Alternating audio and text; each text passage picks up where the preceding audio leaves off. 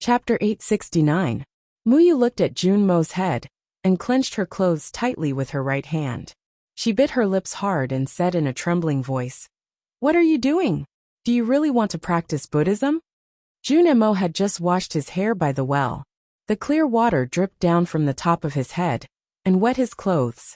Hearing the voice behind him, he didn't turn around and said, "It's okay to read some Buddhist scriptures." Muyu said in a trembling voice, "You respect your senior brother so much, but you don't listen to him when he asks you to read more Buddhist scriptures. They are just two kids who don't know how to practice. Why do you listen to them?" Junmo looked at the hair dregs on the ground beside the well. After a moment of silence, he said, "I hate the Buddhism sect the most in my life. But now that I think about it, I might have missed something." Muyu said sadly, "Just because you want to find a way to recover from the Buddhism sect, you want to become a monk?" Junmo turned around and looked at her. Seeing the tears on her face, he said, "When did I say I want to become a monk? I hate the Buddhism sect because those bald donkeys don't produce or serve their parents. How could I become a monk? I just want to read some Buddhist scriptures to see if it can help me calm down." Muyu felt even more sad after hearing his explanation. She said in tears, "You shaved your hair and lied to me." Junmo explained awkwardly, "I just think it's ugly to have gray hair. Besides, it's troublesome for you to take care of it every morning, so I shaved it." Muyu was stunned and asked incredulously, "Just because of that?" Junmo nodded and walked to her. He said, "You'll get used to it after a few days. Don't be sad. It's good to shave it. Maybe the new hair will grow back to black." Muyu smiled through her tears and subconsciously reached out to touch Junmo's head. Junmo was very polite. Usually, he wouldn't let his junior brothers and sisters touch his body, let alone touch his head. But he didn't avoid them this time. Obviously, it was hard for him to bear it. His expression was stiff. Muyu gently touched his smooth head and suddenly thought of something. She looked at him and said seriously, "I know you hate the Buddhism sect, but you can't call the monks bald donkeys." Junmo frowned and said, "Practicing Buddhism doesn't mean I have to respect the Buddha. Even if the Buddha comes back to life, I will still scold him." Muyu smiled and said, "Even if you want to, you can't say those two words now." The sword pavilion welcomed a guest. That guest was dressed in a green robe and had a long sword at his waist.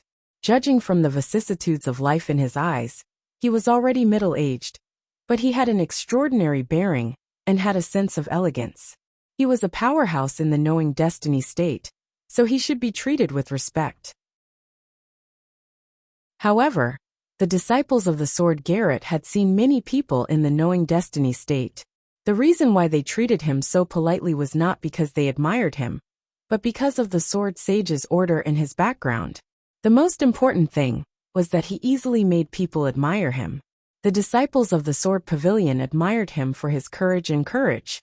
His eyes were obviously seriously injured by the sword saint a few years ago, and the Tang Empire has become the enemy of the world, yet he still dared to come here.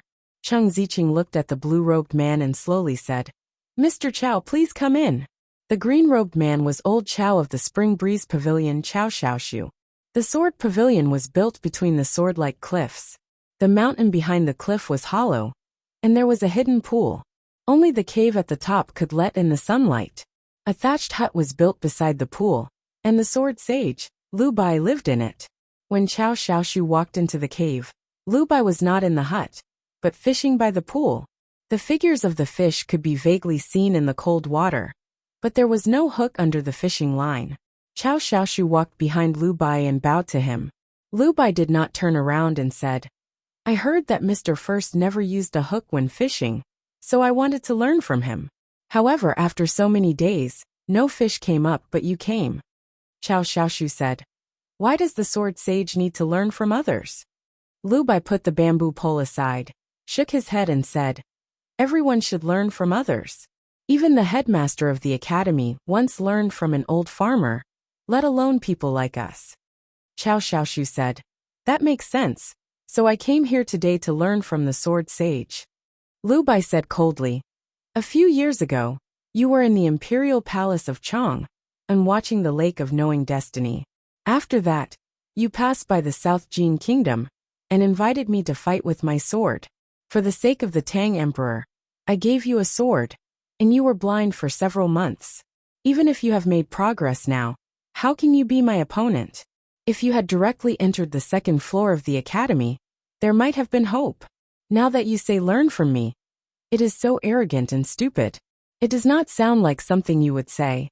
You are like a great river in sword Taoism, and I am just a stream in the mountains. How can I compare to you? But water will always flow to the bottom, and the principle is the same. Qiao Xiaoshu smiled and said, I know very well that I am not qualified to challenge you, but I am going to do something, and I may lose something very important. I want to make up for the regret in my life before that. However, looking back, I have friends, brothers, a wife, a son, and a daughter. Although my father is old, he can still eat 2 bowls of rice, and I still have the strength to scold the Abbey Dean on the streets of Chang'an. I have not been a mediocre person, but I have made some achievements. Although they are not great, I am willing to do them. I have missed some opportunities, but I do not feel regret.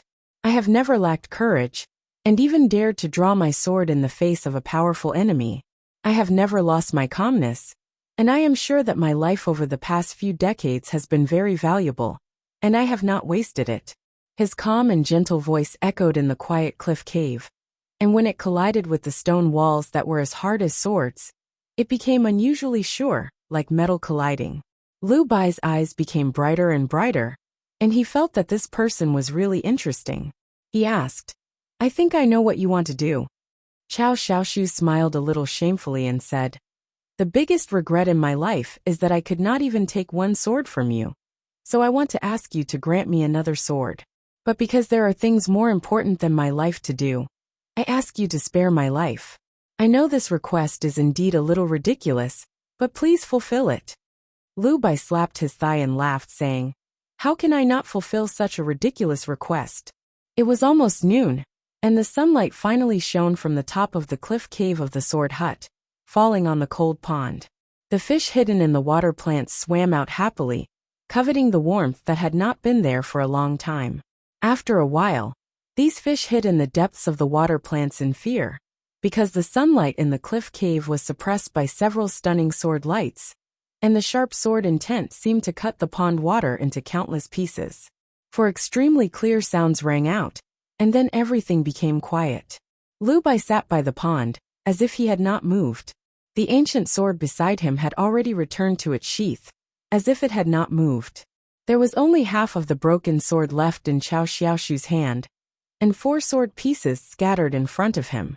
Previously, he had divided one sword into 5, and 4 of them had blocked 4 of Lu Bai's swords, but he had still lost. Qiao Xiaoshu's face was slightly pale, and his chest was stained with blood, but his eyes were very bright, and his expression was very satisfied, because he had taken 4 swords. Most importantly, he had no more regrets in his life. Lu Bai looked at him, and suddenly narrowed his eyes and asked, Are the Tangs so cruel to themselves? Lu Bai was the most powerful man in the world. In the past few years, he had even had countless opportunities to cross the threshold and enter above the 5 states, but he had been suppressing his state of mind and momentum in this cliff cave, until the Battle of Verdant Canyon, when he was stimulated by Jun Mo to use the strongest sword intent. Even if he did not want to cross the threshold, he still did.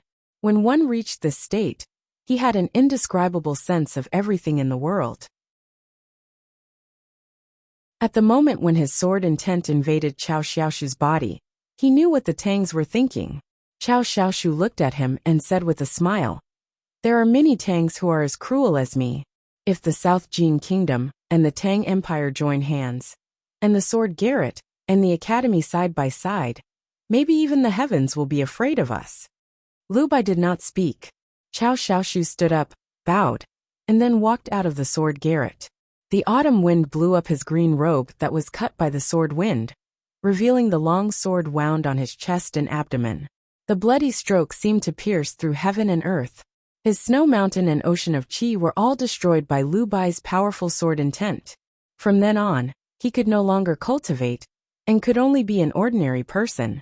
However, the autumn wind blew gently, and he felt refreshed. Qiao Shaoshu left the South Jin Kingdom and came to a small town on the border between the Song Kingdom and the Yin Kingdom. He bought a yard in the town, rented a house on the street, and started a painting and calligraphy business. Later, 2 teenagers from far away also came to the town and were hired by him to help him. The business of the painting and calligraphy shop quickly went on the right track. It didn't take long for even the nobles and celebrities in the county to know that an elegant merchant had appeared in the town. People only knew that the businessman came from Chang'an. He was elegant and unrestrained, and had an ancient style without arrogance. He was good at doing business, but did not use money.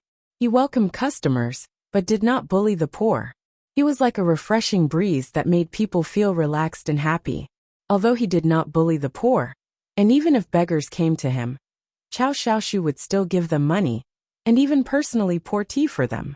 However, such an elegant business had to choose its customers.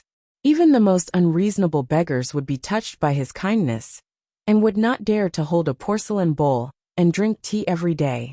The butcher in the only butcher shop in the town, covered in oil, was not interested in appreciating the paintings and calligraphy. The butcher preferred to eat meat. The elegant business of painting and calligraphy were always related to tea and wine. The butcher was not happy to stay there, but the drinker was different. When the drinker found out that Qiao Shaoshu was really good at appreciating these things, he refused to leave the painting and calligraphy shop. Every day, he discussed painting and calligraphy with tea and wine, and only returned to the butcher shop when it was time to eat. When Qiao Shaoshu walked into the small town, Lu Bai also left the sword garret and walked into the city of Linkhong. Lu Bai's sword was the greatest pride and glory of the South Jin Kingdom for many years. In the city of Linkhong, he was like a god. However, when he walked into the city of Linkhong, no one noticed him. Because no one believed that such an ordinary person could be the Sage of Sword, and no one would believe that the Sage of Sword would walk in the dirty streets of the eastern city. Lu Bai walked to the shabby house and looked at Yi Su, who was teaching the children. Yi Su looked up and saw him. He shook his head helplessly and said to the children, "That's all for today." "Yes, that's all for today. 3 chapters are over. See you tomorrow." In the 33rd chapter, one word needs to be changed. The Abbey Dean is sitting in front of the window, not standing in front of the window, unless he uses a prosthesis. His fingers, even if Sang Sang helped him grow them, would be too miserable. As for the second brother, I wanted to write that his hair turned white overnight, but I thought it was too old-fashioned. So I made his hair gray. I wanted him to take this opportunity to shave his hair, so that a brand new second brother would appear. Haha, please vote for me at the end. To be continued. If you like this work, please come to Chidian.com to vote for me. Your support is my biggest motivation.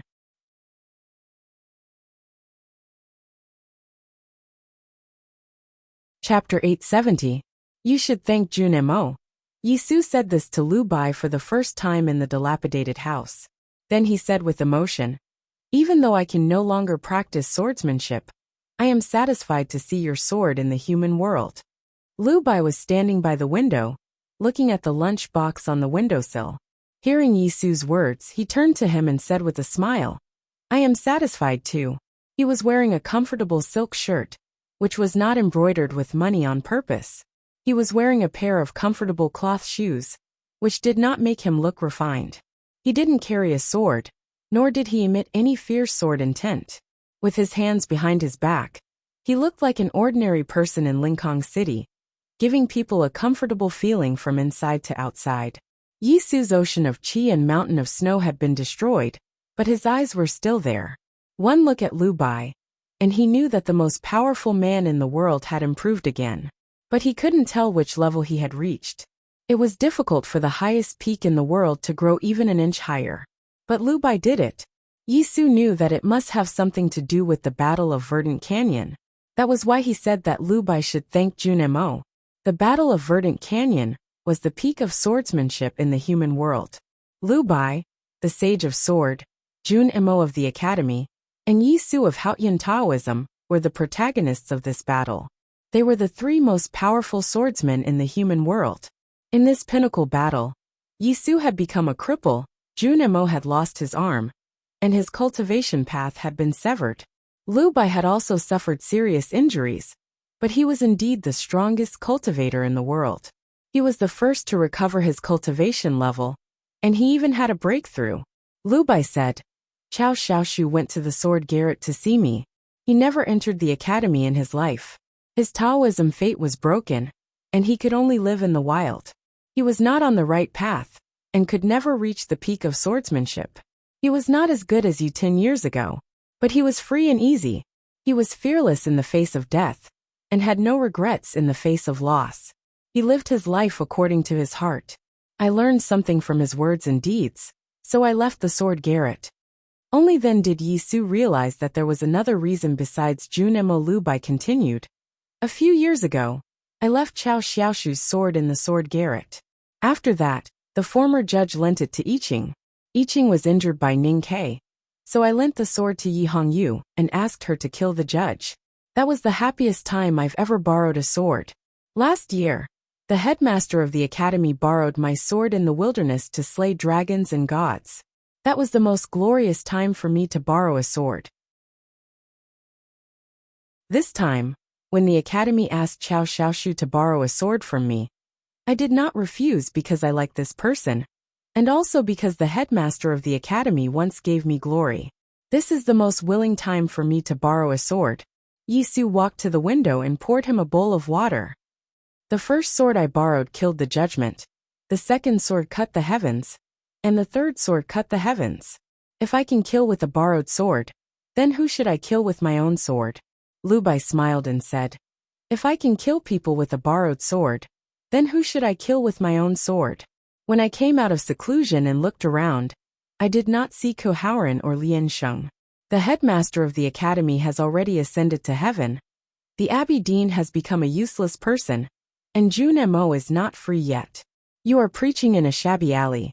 Who else is worth killing? Yisu guessed what he was going to say and said, You will die. Lu Bai said, A sword is lonely and straight. It would rather be broken than rust in the grave. Yisu held the bowl of water and said after a moment of silence, Why are you telling me this?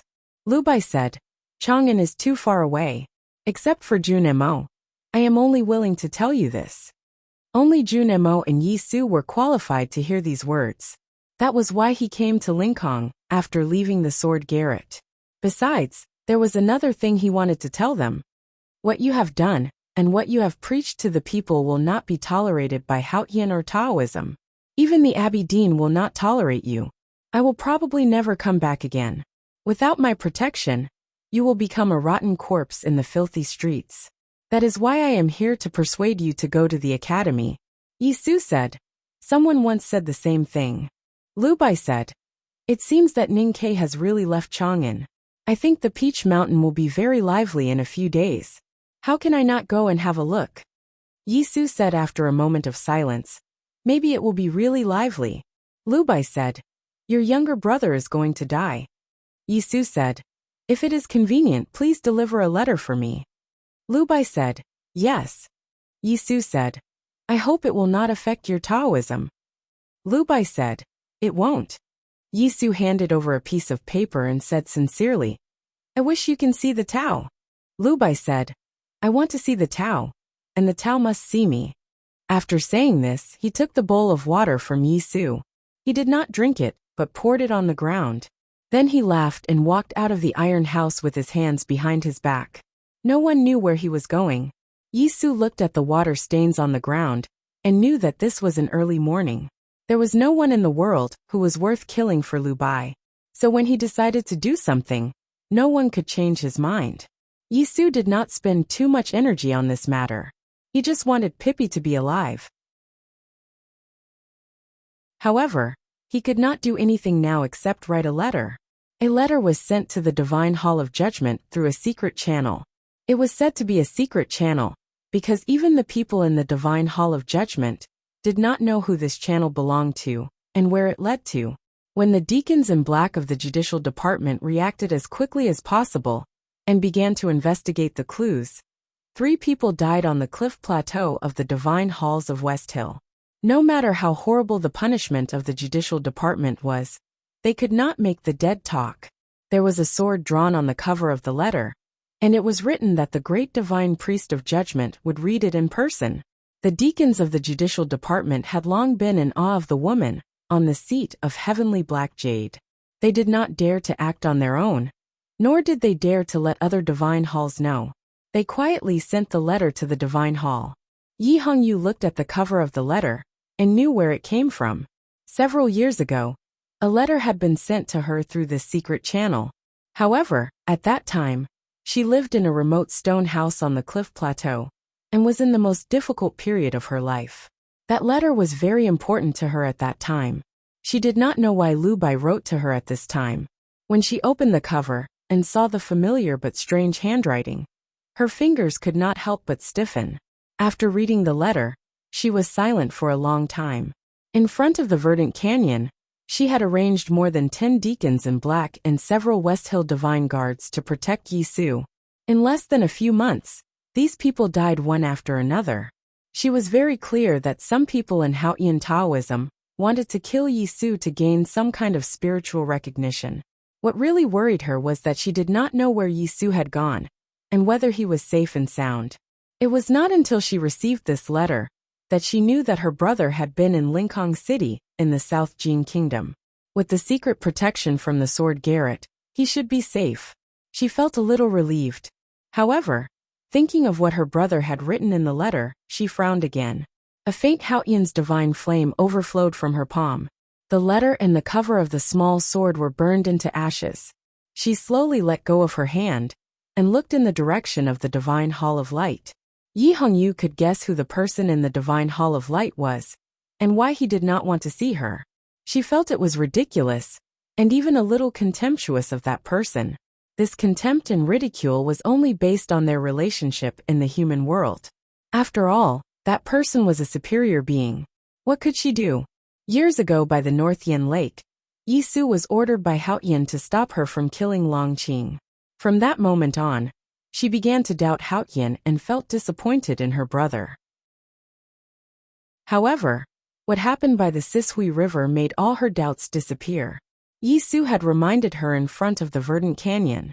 He had also doubted it, but then he suffered a painful failure. Maybe it was Haotian's punishment for him. There was no moon tonight because of the thick clouds and fog. Ning Kei slowly climbed up the dark precipice at the back of the Peach Mountain. The heavily guarded West Hill Divine Palace did not pay any attention to this precipice. Since ancient times, except for the headmaster, no one could pass through the peach blossom in the valley, and no one could ignore the tactical array on the precipice. He did not stop at the third cliff plateau, but continued to climb up the precipice. After a long time, he finally climbed to the highest cliff plateau on the top of the Peach Mountain. The route he chose was the most remote part of the cliff plateau, right behind the Divine Hall of Judgment. He gently wiped off the rock debris on his hands on his legs, and looked at the dark and solemn Divine Hall in front of him in silence. There was no doubt that this was a gamble. In the original plan of the academy, this was the last resort. They could only choose it when there was no other way. However, he had been silent for many days, and still could not guarantee Chen Pippi's life. Therefore he had to take the risk here.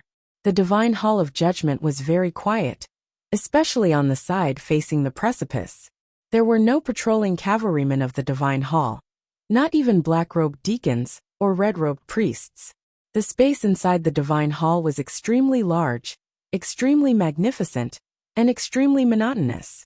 The black floor reflected the light of the crystal lamp, but it did not feel warm at all, only cold and solemn. This feeling was very in line with the word judgment and the temperament of the current master of the Divine Hall. But in Ning Kei's eyes, the Divine Hall of Judgment was like a big tomb, and the black jade throne was like a coffin. He looked at the beautiful woman sitting on the black jade throne with her eyes closed, supporting her chin, and said, "Help me." The black jade throne was very large, like a sea of blood. She wore a blood-colored divine robe of judgment, and sat on the huge throne, like the thickest and coldest drop of blood in the sea of blood. The black jade throne was very cold, like a blood crystal coffin. She closed her eyes and supported her chin with her eyelashes still, as if she was the princess sleeping in the blood crystal coffin, and could hardly wake up. She opened her eyes. The sea of blood began to undulate, and the blood coffin slowly opened. She did not look at Ning Ke, but at the black floor in front of the throne. She said, "Is this the promise of life and death? I can't stand it anymore. 1 chapter today, 3 chapters tomorrow." To be continued. If you like this work, please come to Chidian.com to vote for me. Your support is my greatest motivation.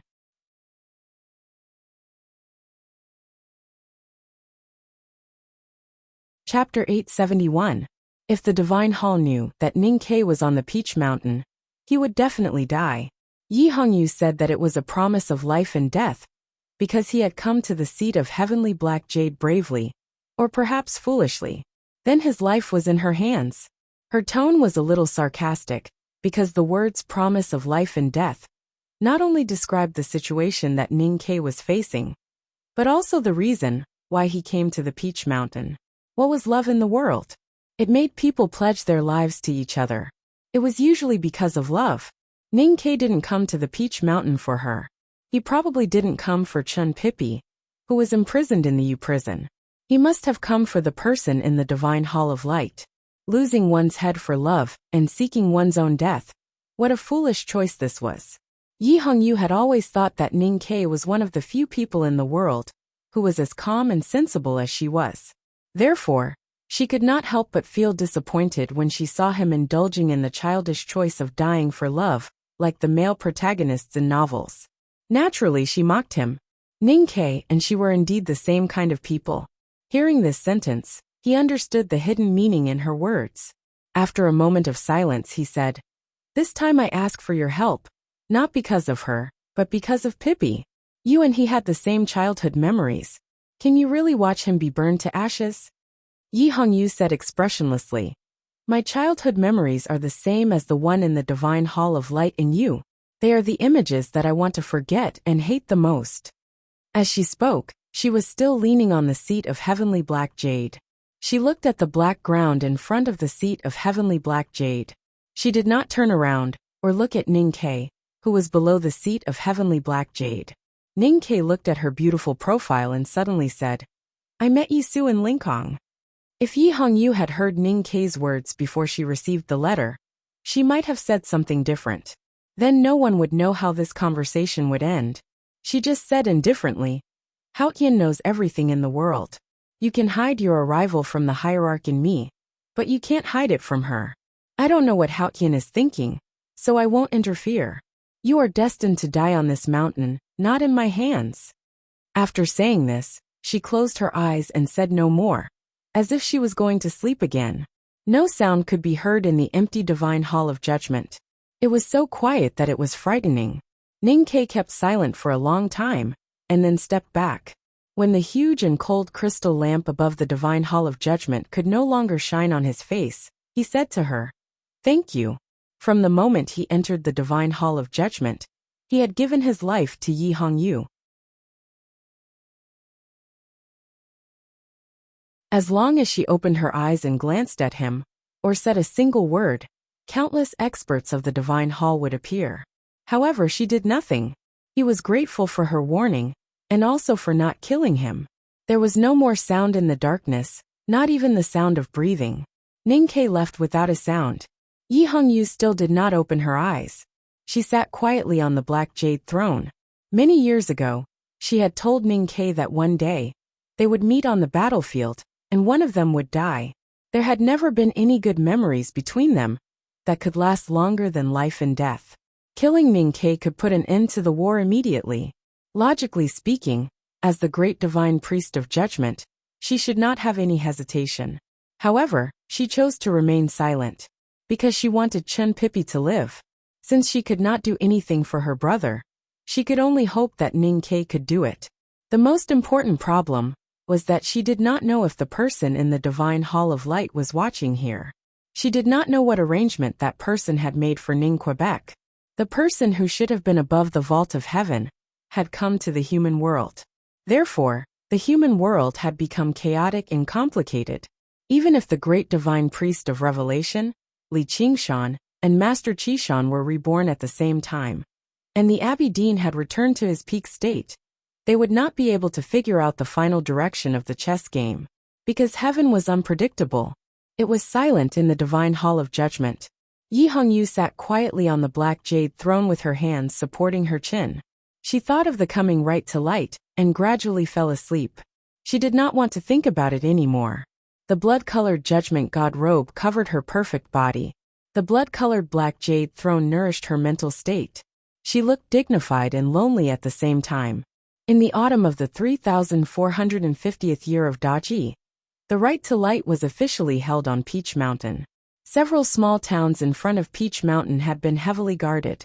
More than 2,000 papal cavalrymen wearing armor with talisman lines rode on handsome horses and patrolled around vigilantly. The front yard of Peach Mountain was even more guarded. More than 100 West Hill divine guards, carrying divine knives, were watching the passages around like eagles.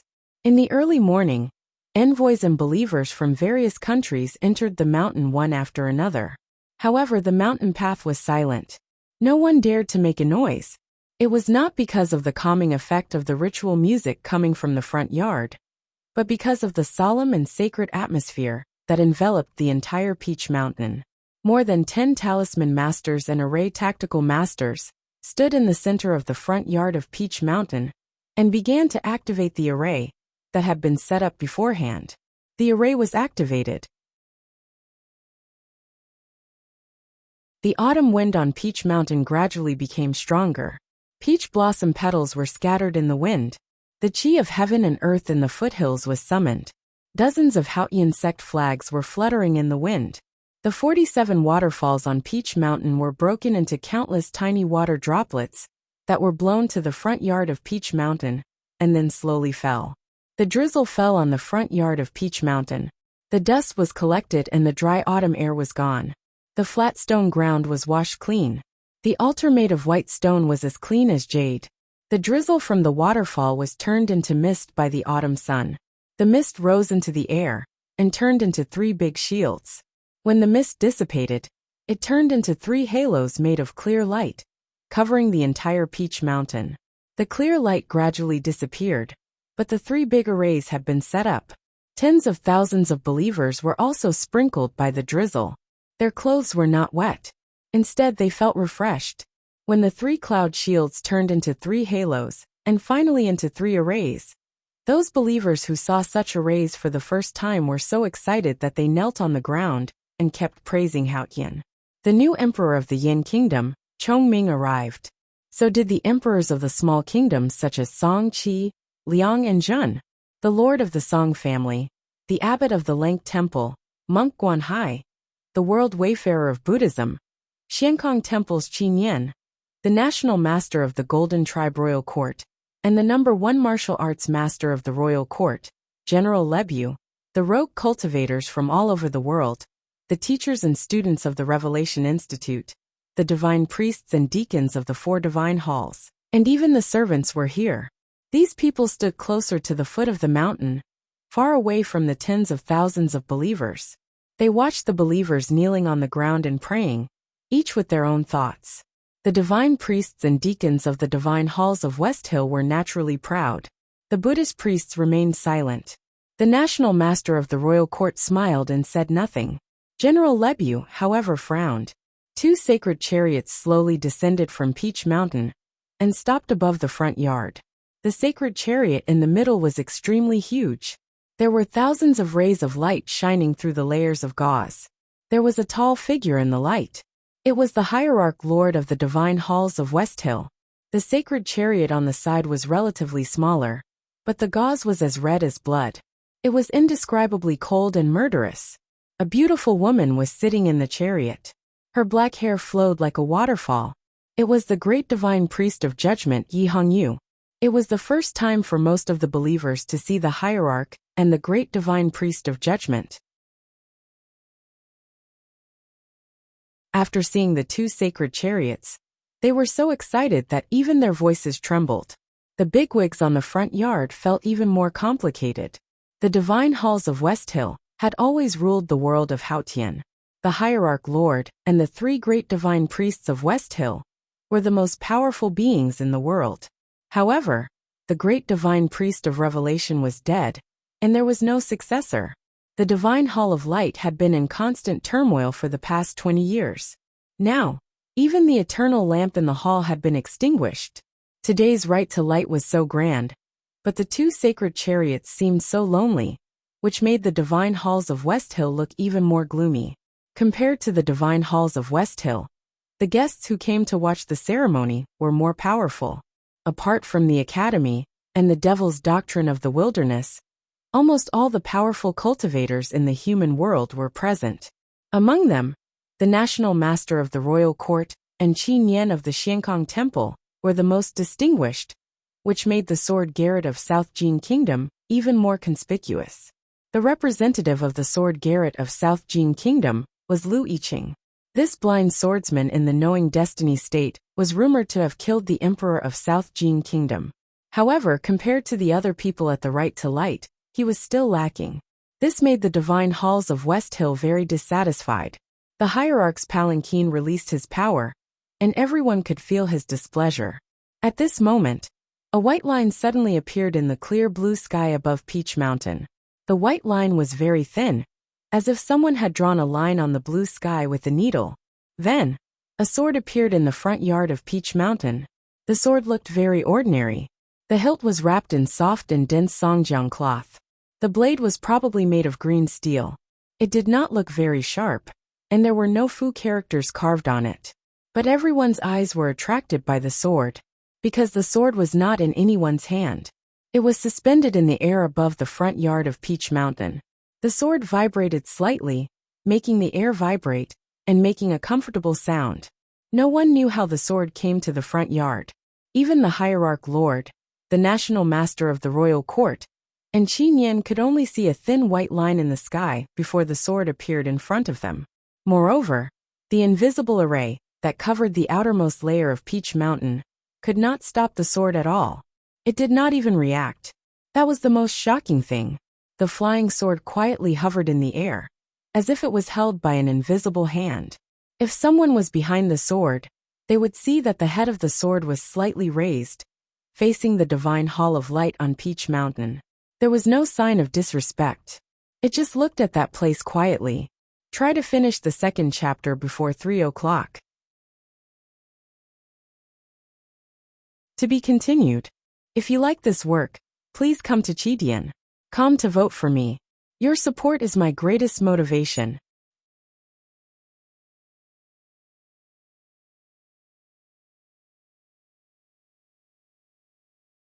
Chapter 872. Perhaps it was because the sword had penetrated the invisible array. A gentle autumn wind blew in the front yard of Peach Mountain. A few yellow leaves fell on the ground. A yellow leaf fell on the sword. It did not break, because there was no sword intent on the sword. It was just ordinary. The leaf bounced on the ground and fell back to the ground. It was very unusual, because everyone on the front yard had already guessed whose sword it was. Only Lu Bai's sword could appear in front of them in an instant and fly to Peach Mountain in such an arrogant manner. The hierarch's tall figure leaned forward in the dazzling light. The hierarch was a little angry, because Lu Bai's sword was facing the divine hall of light. Even though it was disrespectful, it did not show its submission. More importantly, the sword appeared after the hierarch. This meant that Lu Bai placed himself above the hierarch. He was the hierarch of the divine halls of West Hill. Being above him meant being above the human world. At the back of the mountain of the academy, the hierarch was severely injured by the 23-year cicada cultivation. He lost his sight, lost his hand, and lost his ocean of qi. He had to sacrifice his life to escape back to Peach Mountain. He thought he was useless, and hid behind the dazzling light because of the fear in his heart. Who would have thought that Haotian would come to the human world? From the moment he knelt in front of Haotian, it was the first time he had real confidence and courage, since his lower abdomen was injured decades ago. Haotian was angry at the Jisho Abbey, and he was now the real representative of Haotian in the human world. As long as he was on Peach Mountain, he would be invincible. No matter how strong Lu Bai was, he would not be a match for him. Even the drunkard and the butcher would not dare to disrespect him. Thus, When he saw the sword that broke through the clouds from thousands of miles away, the headmaster did not hide his anger at all. However, the sword did not react at all. It maintained its calm and normal posture. There were 5 visiting professors in the divine halls of West Hill. Xiaohe was dead, and the master of calligrapher was living in seclusion. However, Liu Bai was still the most respected one among all the visiting professors. If his sword came to Peach Mountain, it meant that he had come to Peach Mountain as well. He had shown enough respect for the right to light. Under such circumstances, the hierarch could not do anything rash.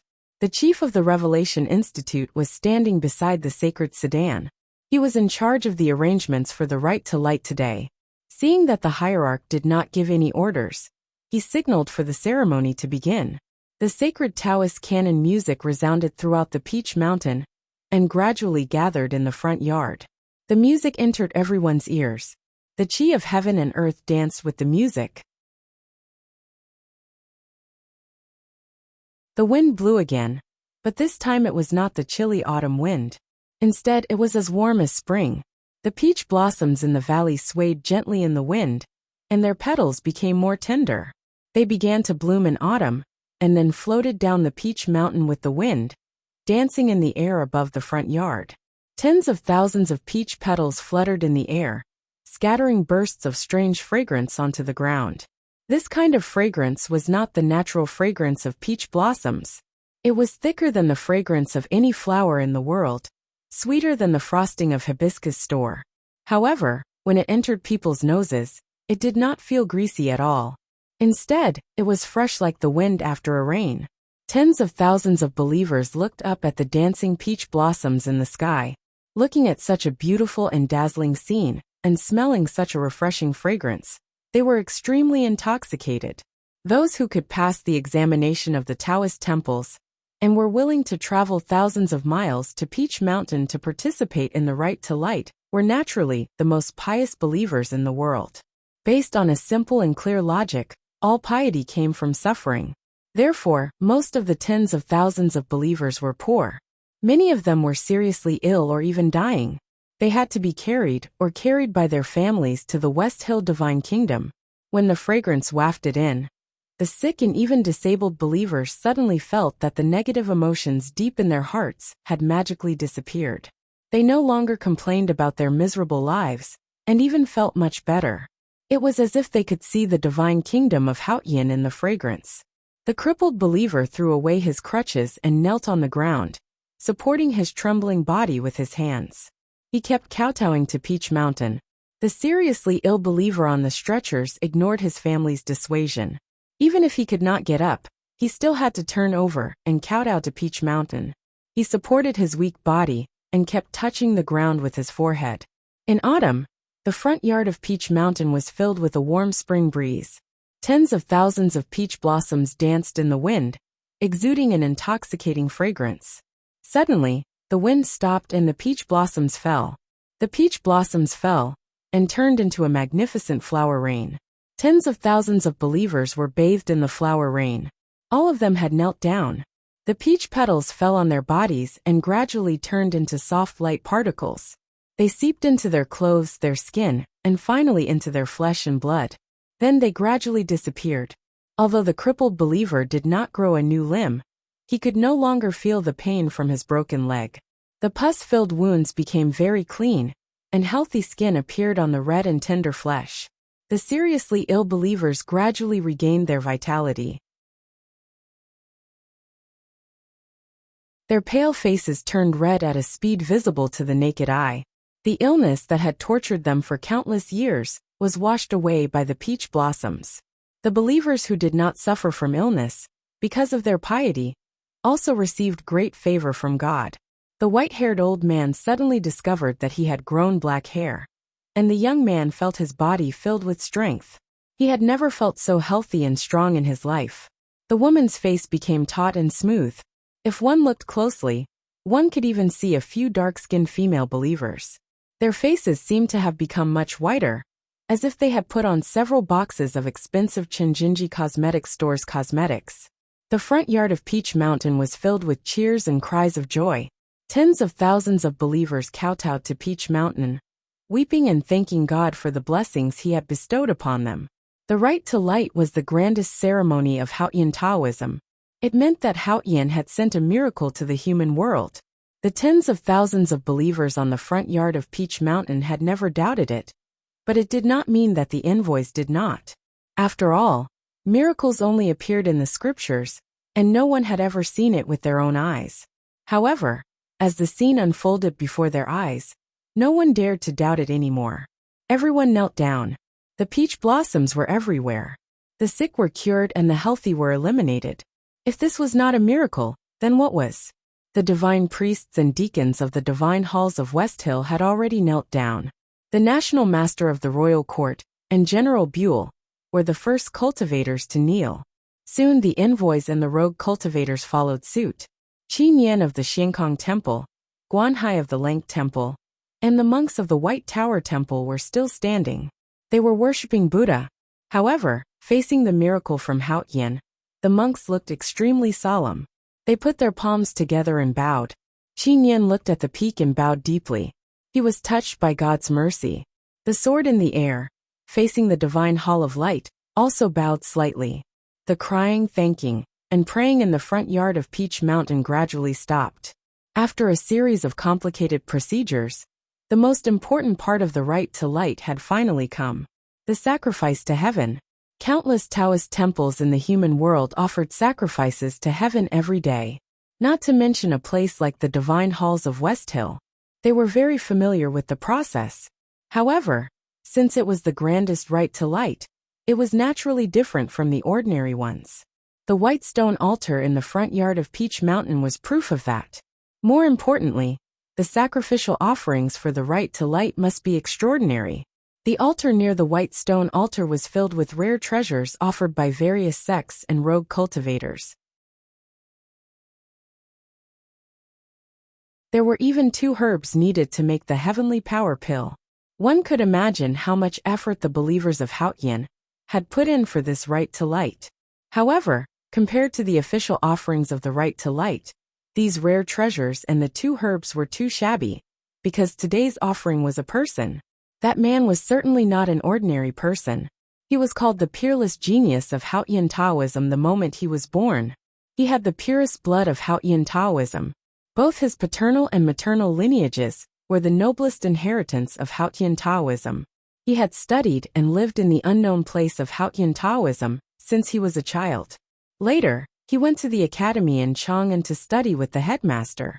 He was the youngest knowing destiny state cultivator in the cultivation world. He had even taken the heavenly power pill. He was the only Chinpipi in the world who belonged to the academy in Hautian Taoism. The warm autumn sun warmed the white stone altar. However, when the altar was opened, a cold aura seeped out from the ground and almost froze the entire altar. This was because the bottom of the altar led directly to the prison. The white stone altar opened and closed again. 2 West Hill divine guards appeared in front of everyone with Chun Pippi in custody. Chun Pippi was still wearing the uniform of the academy. No one knew if this was the divine hall's arrangement, or if he was too lazy to change after he was captured and brought back to Peach Mountain. He did not have any restrictive talismans on him, nor did he have the usual shackles on prisoners. Even his hands were not tied with ropes. The West Hill Divine Palace was not worried that he could escape. Although he did not have any restrictive talismans on him, the ocean of qi and mountain of snow in his body was personally set by Hautian. No one could undo it. Around the altar were envoys and cultivators from various countries. Some of them did not know Chinpipi, and only a few had seen him before. However, through the Divine Hall's deliberate propaganda, everyone knew that he was Mr. 12 of the Academy, and that he was his father and son, with the Abbey Dean of Jishou Abbey. No one spoke. It was quiet. Some did not know what to say, while more did not dare to say anything. The West Hill Divine Palace had chosen Chinpipi as the sacrifice for the right to light. This meant that after thousands of years, the internal structure of Hautian Taoism had finally changed. This meant that the heavens were dissatisfied with Hautian Taoism, especially with Jishou Abbey. On the other hand, it was a cruel punishment for the Academy. It was very quiet, and everyone looked very solemn. Some people did not dare to speak, because they knew very well that this grand right to light was a sacrifice to Haotian. But it was also a trap that Haotian Taoism had set for the academy.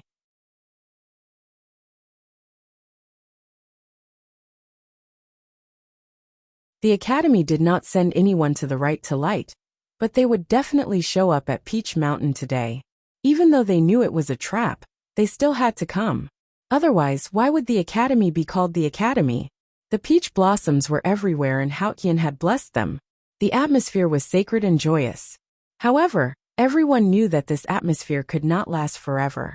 The moment the people from the academy appeared at Peach Mountain, the right to light would become the fiercest battlefield.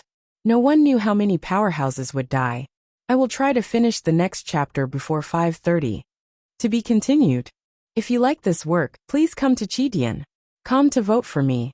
Your support is my greatest motivation.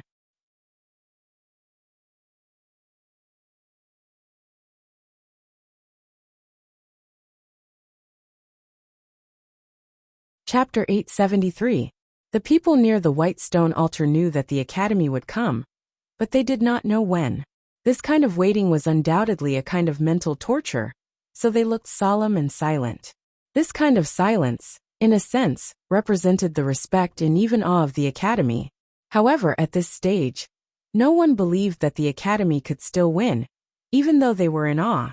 Liu Bai's sword, the hierarch and the judgment, the national master of the Golden Tribe, the generals of the royal court, and Qi Nian of the Buddhism sect were all powerful cultivators. Though none of them were as powerful as the Abbey Dean, this was not the verdant canyon or Chang'an. This was the home field of the divine halls of West Hill. With the tactical array and manpower that Haotian Taoism had accumulated over the years, Mr. First, Mr. Second, and even Mr. Third, who was rumored to be the 23-year cicada cultivation, were all here. Not to mention that Qi Nian and the national master had vaguely guessed the secrets of the divine hall of light, and those in the divine hall knew about the drunkard and the butcher.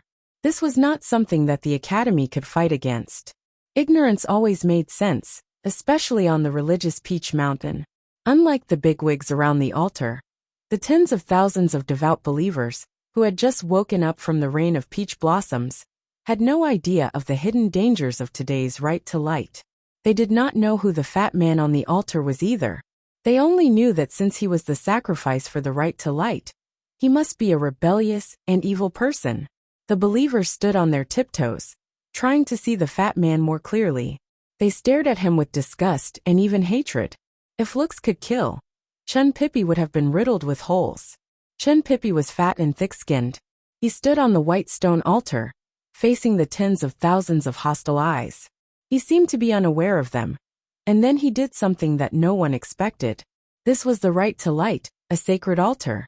Everyone was waiting to see him burn to death, but he did not have any self-awareness as a sacrifice.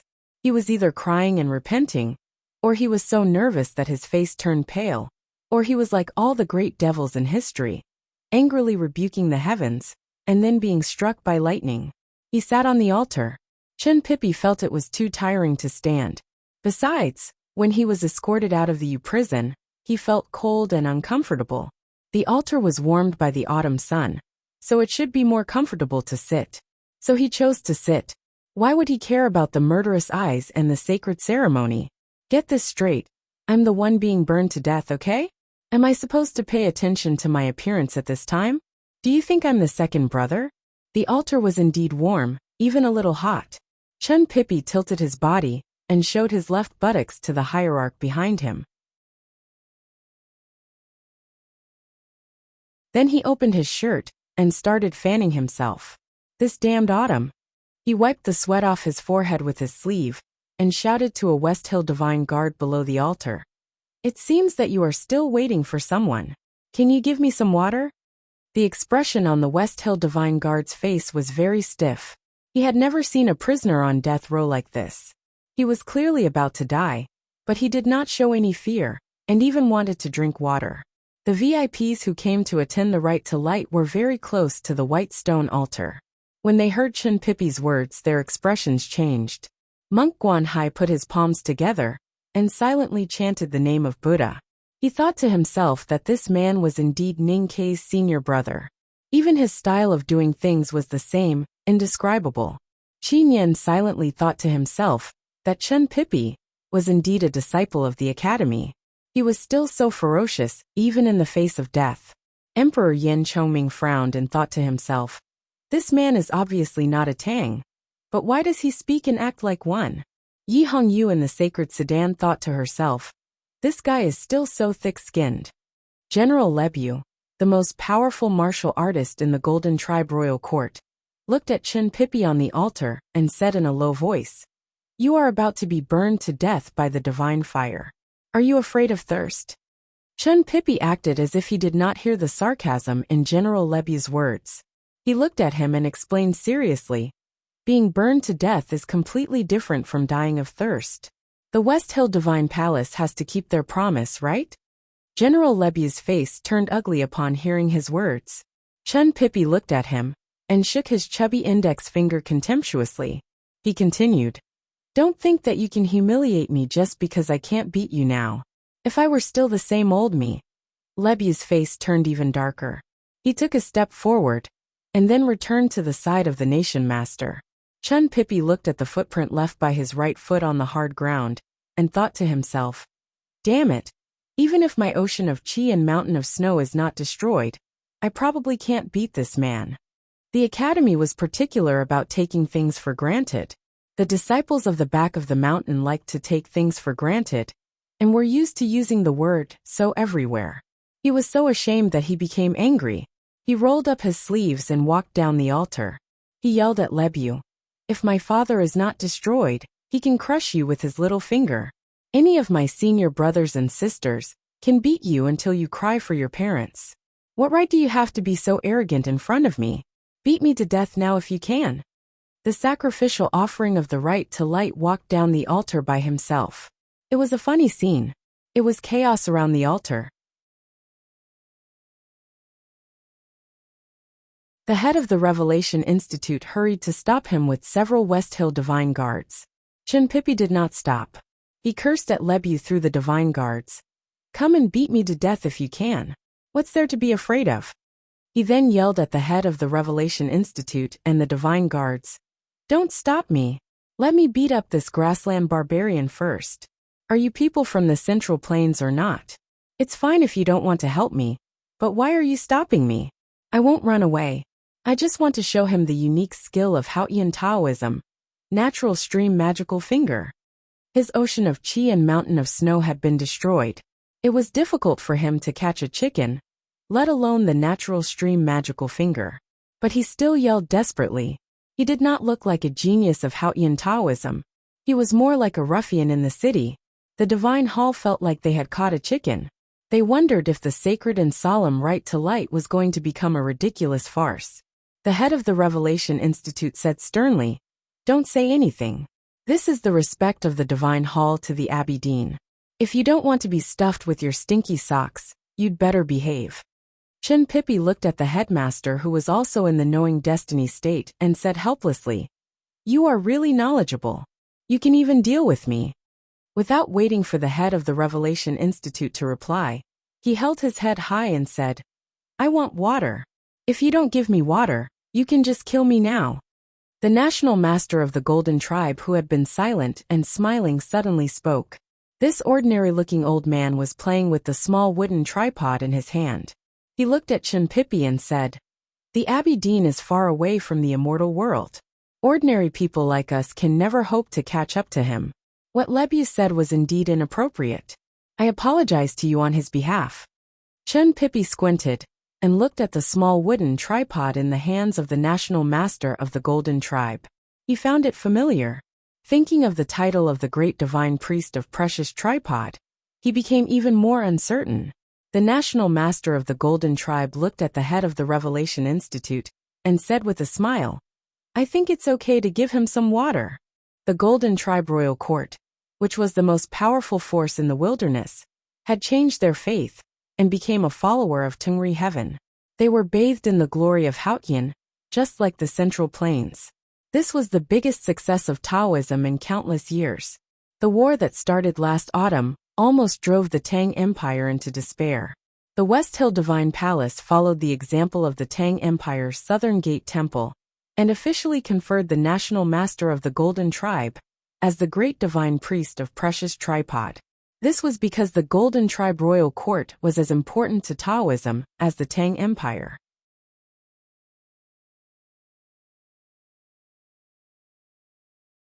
The National Master played the most important role in changing the faith of the Golden Tribe Royal Court.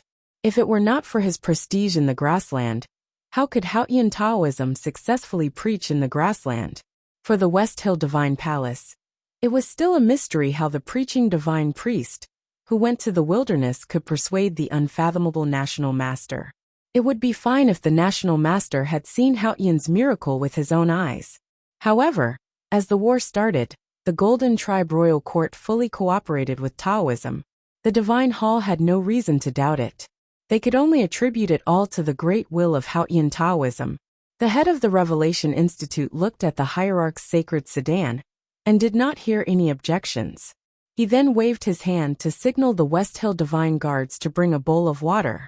Chen Pippi held the bowl of water and sat on the white stone altar. He looked around and frowned slightly. The more solemn and sacred the right to light was, the more annoyed he was as a sacrifice. Therefore, he had made a scene earlier. But more importantly, he wanted to make the scene more chaotic. It would be best if he could find a way out of the chaos and let that barbarian called Lieb slap him to death with one palm strike. Chen Pippi was afraid of death. He was afraid of being burned by Haotian's divine flame or killed by a palm. But he was indeed seeking death, and a quick one at that. He did not want his fellow disciples from the academy to take the risk to save him. That day when he dragged the handcart in the wind and snow, he saw her. From that moment on, he knew that the academy could not win. Even if the headmaster was still in the human world, he could not win. Not to mention that the headmaster had turned into the moon. After knowing that he had become a sacrifice for the right to light, he began to try to die. He hit the wall, refused to eat, bit his tongue, cut his wrists, swallowed porcelain pieces, destroyed his snow mountain and ocean of qi, and tried many other ways. However, the judicial department was very experienced in this aspect. The woman in charge of the judicial department knew him very well. He had no chance of success. As for destroying his snow mountain and ocean of qi, which seemed to be the most feasible, his snow mountain and ocean of qi had already been destroyed. How could he destroy it a second time? Chen Pippi frowned, because he could not find Ning Quebec. Then he was happy because he did not see Jun Mo and Yi Su.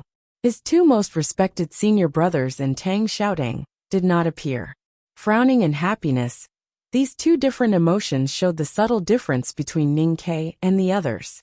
It was hard to describe, but if one were to force it, it would be the following. You and I are senior brothers and junior brothers are also brothers. I saved your life, so you have to save mine.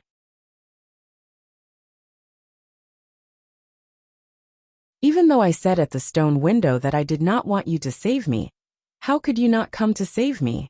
Of course, Chen Pippi did not want Ning Ke to come, but he felt a little disappointed and wronged when he could not find Ning Quebec. Moreover, there were tens of thousands of people in the front yard of Peach Mountain, but he did not know anyone. Wouldn't it be too lonely to die like this? Then, he saw the blood-red divine chariot and Yi Hongyu sitting in it. He realized that there was actually someone he knew. Even though he was about to die, he was still subconsciously afraid. Then he said something that he had wanted to say since he was a child. Yi Hongyu, you heartless girl. He held his belt and shouted in grief and indignation. When I was a child, my senior brother bought me 5 sugar cakes, and I let you eat 3. Now you have the nerve to watch me burn to death. I only peeped at you bathing once, right? How about I let you watch me today? Yi Hongyu, who was in the sacred sedan, wanted to tear his mouth apart. The headmaster of the Revelation Institute, who was standing by the altar, regretted not gagging him earlier. The sacred and solemn right to light had finally become absurd because of the sacrifice. The headmaster of the academy once said that Chen Pippi had a pure heart and was optimistic, so he entered the knowing destiny state. This was also the principle of the academy, so he became the youngest person to enter the knowing destiny state. He was just that optimistic, even though he was about to die. But he did not know if Haotian would find this really funny. I wrote it quite funny. I have already said that this night is a comedy, but you just did not believe me. There is a separate chapter below. It is not about canvassing for votes, but an announcement of several important things. To be continued. If you like this work, please come to Chidian.com to vote for me. Your support is my biggest motivation.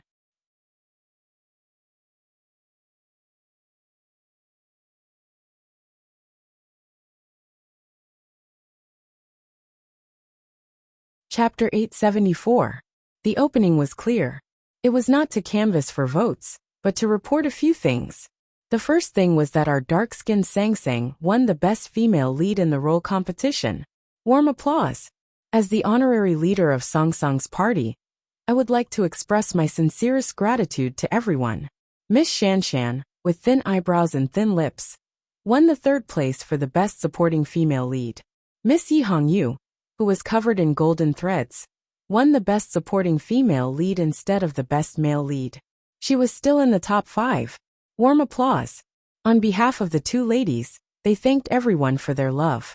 The second thing was that the third episode of Showa Ye's Simplified Chinese had been published on all major websites. There was a link posted by Lazy at the top of the book review section. If everyone wanted to buy the physical book, they could buy it online. There was a discount, and it was more convenient. The third thing was that Chidian and YY had organized a novel-telling activity. Showa Yi was honored to be the subject of the story. The competition has officially begun. It will be the semifinals and finals soon. On the 27th, during the finals, I might go and watch. There is an announcement on the homepage of Chidian about the details. Everyone can take a look. Also, please don't forget that the official channel of Showa Yi and YY is 55373. Those who like this can go there often. There are many good songs and fun people. The fourth thing was that there have been a lot of things to do recently. Thank you to the enthusiastic readers, the hardworking sub-editors, and the administrators of the chat groups. YY administrators, thank you all for your hard work. Recently, I have been focusing on writing the book in my neck. I really don't have the energy to deal with these things. Anyway, thank you very much. To express my gratitude, and probably because I had a good time writing the 3 chapters today, I will continue writing the 3 chapters tomorrow. See you tomorrow. To be continued. If you like this work, please come to Chidian.com to vote for me. Your support is my greatest motivation.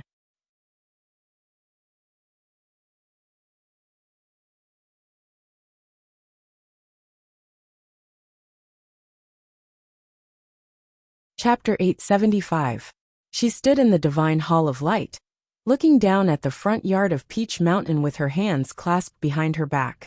She did not find it funny, only a little ridiculous, to see Chin Pippi making a scene and acting shamelessly. She remembered who Chin Pippi was. She had seen him many times in Chong, and had even cooked noodles for him. He had the purest blood of Taoism. Even though he had lived in a disrespectful place like the academy for many years, deep in his heart, he still had faith in himself. Naturally, he also had doubts. The teachers and students of the Revelation Institute stood by the forest in the front yard of Peach Mountain, along with dozens of inconspicuous servants. Ning Kei stood in the crowd, watching the farce at the altar. He could not help but feel anxious. That night, Yi Hongyu let him out of the divine hall of judgment, which meant that there was a possibility. Coupled with her relationship with Yi Su, she should at least remain neutral today.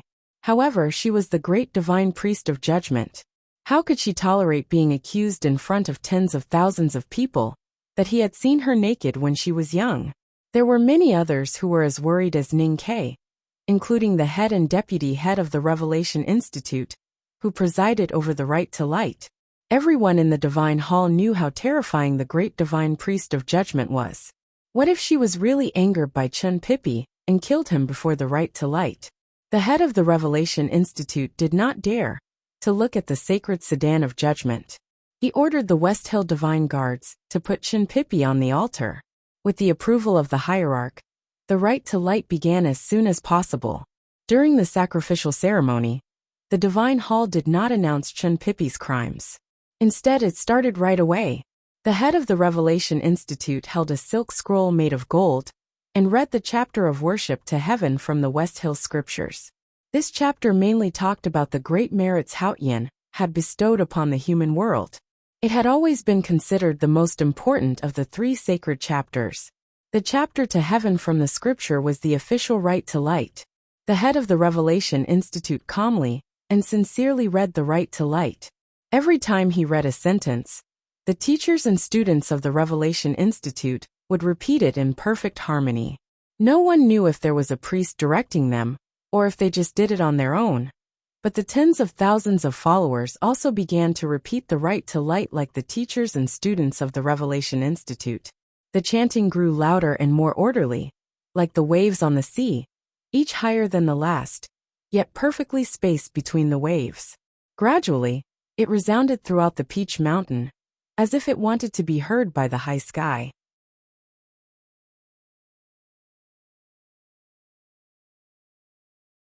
Chun Pippi sat on the white stone altar and picked up the bowl of water he had placed on the ground. He regretted that he had failed to provoke Yi Hongyu into killing him. He wanted to drink some water to soothe his throat. Suddenly, he heard waves of chanting coming from all around Peach Mountain. His right hand, which was holding the bowl, froze. He was born in Haotian Taoism and had memorized the West Hill scriptures since his childhood.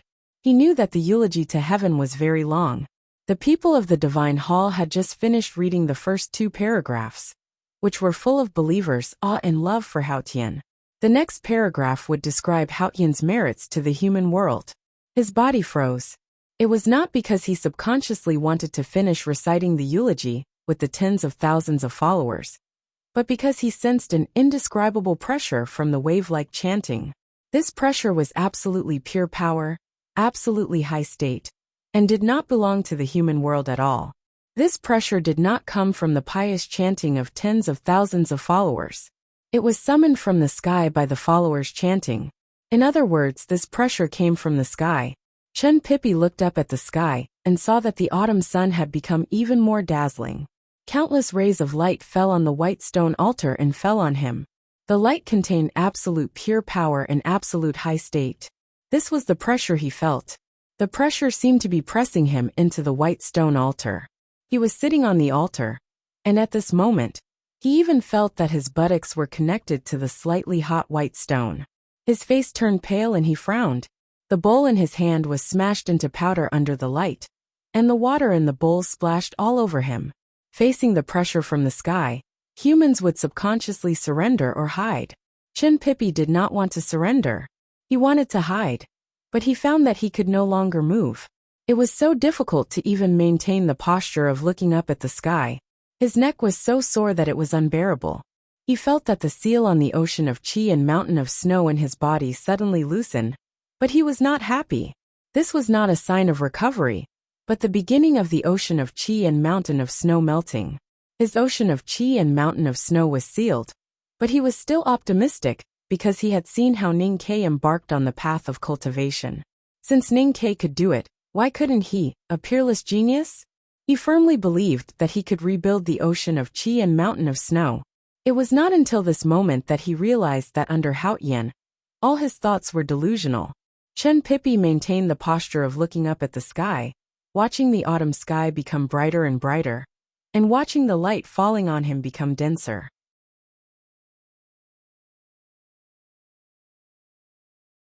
Although he did not know what the last part of the right to light was, he had a vague intuition that he would eventually melt in the sky and bid farewell to the world. Ning Ke had been watching from the crowd. His gaze passed over the shoulders of the handyman and fell on the white stone altar. His black eyes reflected the holy light and kept changing. He was very familiar with the Haotian divine flame. He knew that when the eulogy ended, the thousands of rays of light that fell on the white stone altar would turn into the purest Haotian divine flame, which was what the believers called the holy fire. Chun Pippi would then become a wisp of green smoke in the divine flame. Ever since he saw the scene in the stone window between the cliffs, he had been thinking about how to save Chun Pippi. He could not watch that guy burn to death, but he could not think of a good way. He had to wait for the change that third sister had mentioned. However, Chun Pippi was about to die now, and the change had not appeared. He could not wait any longer, so he took a deep breath and prepared to act. Breathing made a sound, especially for a master of the diabolism like Ning Quebec.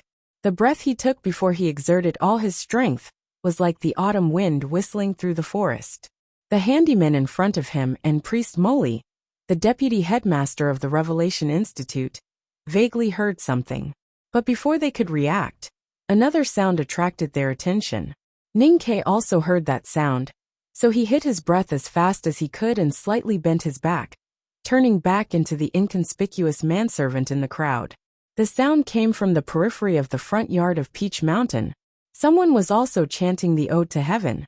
The content was almost the same as what the West Hill Divine Palace priests and tens of thousands of believers were chanting.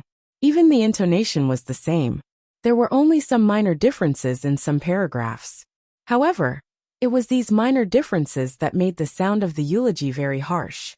It was like a perfect and harmonious piece of music, suddenly rang out with a crisp knock on bamboo. The voice continued chanting calmly. As it got closer and closer to Peach Mountain, the rhythm of the pious chanting of tens of thousands of believers was suddenly disrupted. The believers kneeling on the ground looked back in astonishment. The solemn chanting became much softer.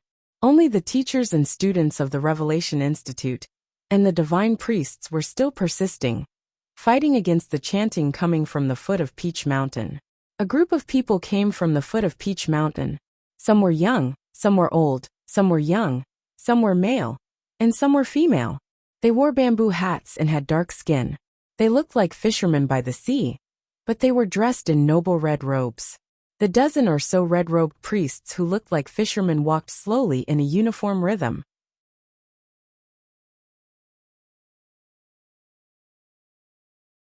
If one looked from the front, he could only see the old man at the front. The unique chanting came from these people. There were a dozen of them, but only one voice. Compared to the chanting of the divine halls, this was the perfect harmony. The dozen or so people came to the front yard of Peach Mountain. A clear light appeared, and the first array of Peach Mountain was revealed. However, the old man did not stop. He kept walking, his face expressionless. Even the chanting did not stop. The words of the worship to heaven kept ringing out. The clear light gradually appeared, and then faded away without showing any power. The priests in red who looked like fishermen walked onto the front yard of Peach Mountain.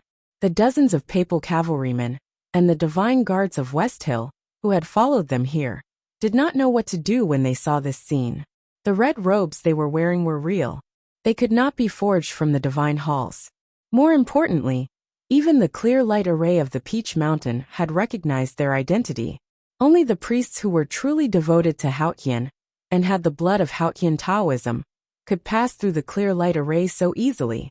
The tens of thousands of believers on the front yard of Peach Mountain stood up and spread out like a tide. They made a path for the dozen or so people. These people still walked straight toward Peach Mountain. They looked devout and determined.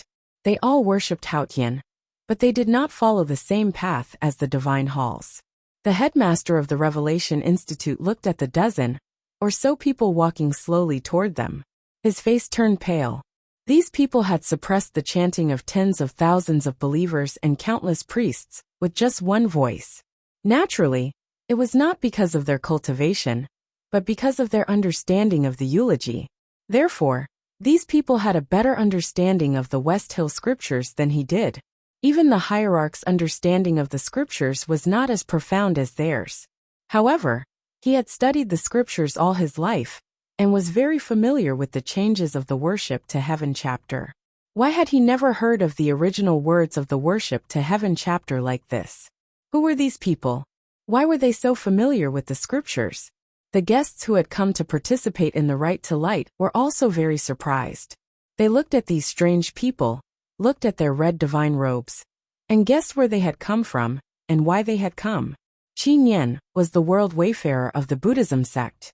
He had seen many old secrets of the cultivation world in the Xiankong temple. Looking at these red-robed priests who looked like fishermen, he frowned and thought of a possibility. Does the great divine priest of South Sea have a successor? These people walked slowly to the white stone altar and lined up in a straight line.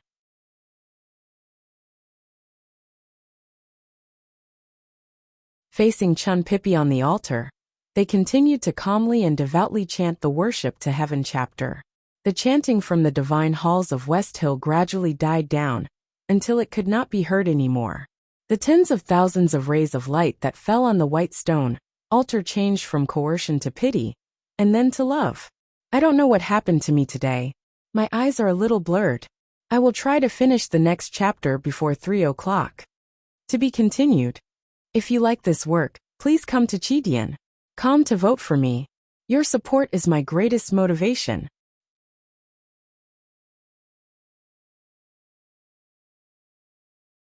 Chapter 876. The chanting of the divine halls of West Hill had stopped, but the chanting of these strange people was still going on. Looking at their bamboo hats and the faint smell of fish, the headmaster of the Revelation Institute finally guessed who they were. His face turned even paler. Without any hesitation, he shouted with blood dripping from the corner of his mouth, "I will obey your orders. Break." This shout was the first sentence of the first paragraph of the West Hill scripture on birth to the world. It was integrated with his knowing destiny state cultivation and decades of chanting classics, so it was naturally extraordinary. The chanting in front of the altar finally came to a complete stop. However, what made the dean's heart palpitate was that these people's chanting didn't come to an abrupt end after his shout. Instead, it was like a fisherman's song, dragging out a long, smooth, and divine note before it ended. It's been 600 years. The headmaster of the Revelation Institute looked at the dozen people in front of the altar and said with a pale face, "It's been 600 years. Why did you come back?" Standing in front of the group was an old man with a dark face and deep wrinkles, like leather that had been pressed down by a heavy object for a long time. He had a short and sparse beard and a calm look in his eyes. He looked like an old farmer who had seen all the joys and sorrows of the world. But because of the faint smell of the sea, he looked more like an old fisherman. The old man said, "We belong to Hautian Taoism. Why can't we return to the divine halls of West Hill?" The headmaster of the Revelation Institute was silent for a moment and asked, "May I know your name?" "Zhao Nanhai from the South Sea." The old man looked at him and said, "The right to light is held on the Peach Mountain. The divine hall of light should be the host. Since when is it the divine hall of revelation? The South Sea is the direct descendant of the divine hall of light. Since the great divine priest of light is empty, I have to come back to preside." The guests at the right to light today were either powerful cultivators or nobles in the secular world. They all had some understanding of the hidden history of Hautian Taoism. Hearing this, many people had already guessed the origin of this person. They were shocked and wondered if he was really a descendant of the great divine priest of the South Sea. The divine halls of West Hill was the center of Hautian Taoism's rule. The hierarch was the leader of the three great divine priests of light, revelation, and judgment. The hierarch was in charge of all affairs. The great divine priest of revelation was in charge of perceiving Hautian's decree and cultivating divine priests. The great divine priest of judgment was in charge of maintaining the order of Hautian Taoism, carrying out punishments and killing traitors and cultivators of the devil's doctrine. All of them had great authority. Only the great divine priest of light had no specific duties, but he was the most transcendent existence. The great divine priest of light was regarded as the mortal closest to Hautian. He was ranked first among the three great divine priests, and even had a prestige no less than that of the hierarch. There was even a saying that there was no hierarch in the West Hill Divine Palace before the first year of Daji, more than 3,000 years ago. The emergence of the hierarch was because Hautian Taoism tried to suppress the products of the School of Light. For 1,000 years, the three most powerful people in the West Hill Divine Palace were all from the Divine Hall of Light. The first one was the great divine priest of light, who brought the Ming hand scroll of the tomes of arcane to the wilderness, and eventually founded the Enlightenment doctrine. The most recent one was Wei Guangming, who had been imprisoned in the Yu prison for more than 10 years, and had died together with Yen Sei. The last one was the owner of the Divine Hall of Light 600 years ago. The great divine priest of light studied the West Hill scriptures since he was a child, and was highly respected. He went to the Jisho Abbey to read 3 volumes of the Tomes of Arcane. Haotian Taoism thought that he would become the next Abbey Dean of the Jisho Abbey. However, who would have thought that he had a chance to read the Buddha's notes and was enlightened? He began to try to comment and revise the West Hill scriptures that had been passed down for countless years. This was a huge project and also made Haotian Taoism feel uneasy. The scriptures were taught by Haotian. How could they be revised at will? At that time, the great divine priests of judgment and revelation and the hierarch all objected to his approach. They thought that he had gone astray. In the end, the academic disagreement gradually turned into a power struggle. The great divine priest of light's state was unfathomable. Whether it was in cultivation state or in debating, he was not at a disadvantage when he fought against the 3 of them alone. There was also a fierce struggle within the divine hall. Wei Guangming escaped from the Yu prison, and there were countless casualties on the Peach Mountain. Before that, the civil strife caused by the revision of the scriptures 600 years ago was the most tragic period in the history of the West Hill Divine Palace. The civil strife in the Divine Hall was so terrible that it affected Haotian Taoism's control over the human world. The Jisho Abbey, which was hidden from the world, had to take action. However, even the Abbey Dean and those reclusive elders could not tell who was right and who was wrong. At this moment, they could only make what they thought was the most correct judgment.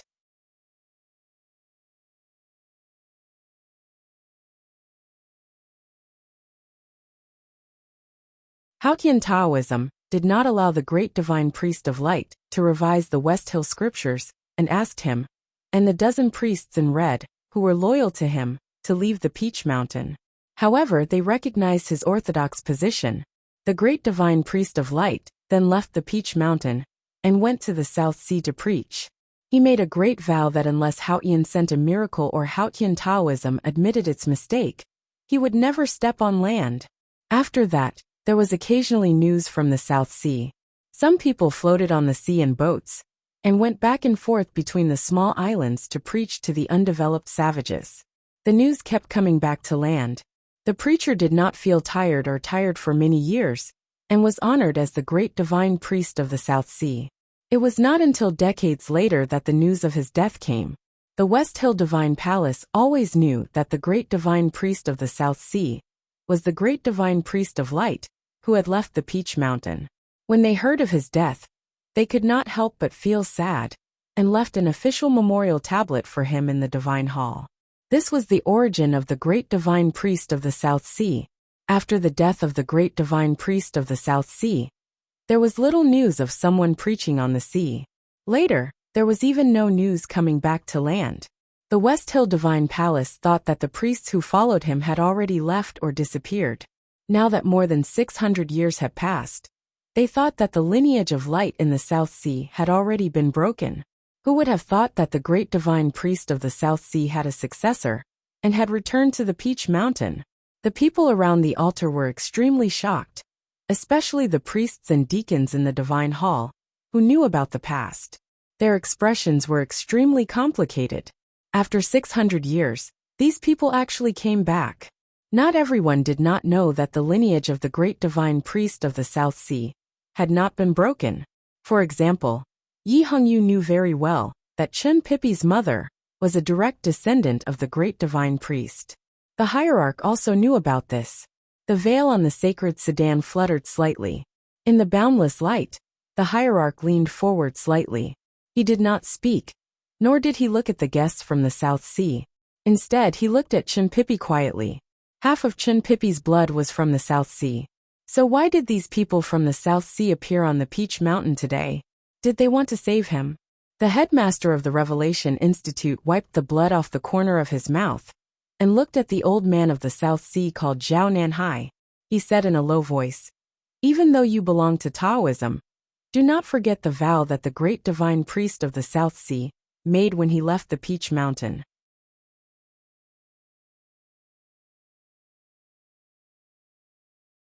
Zhao Nanhai said emotionlessly, "We of the South Sea have never expected you rotten people living on the Peach Mountain to admit your mistakes.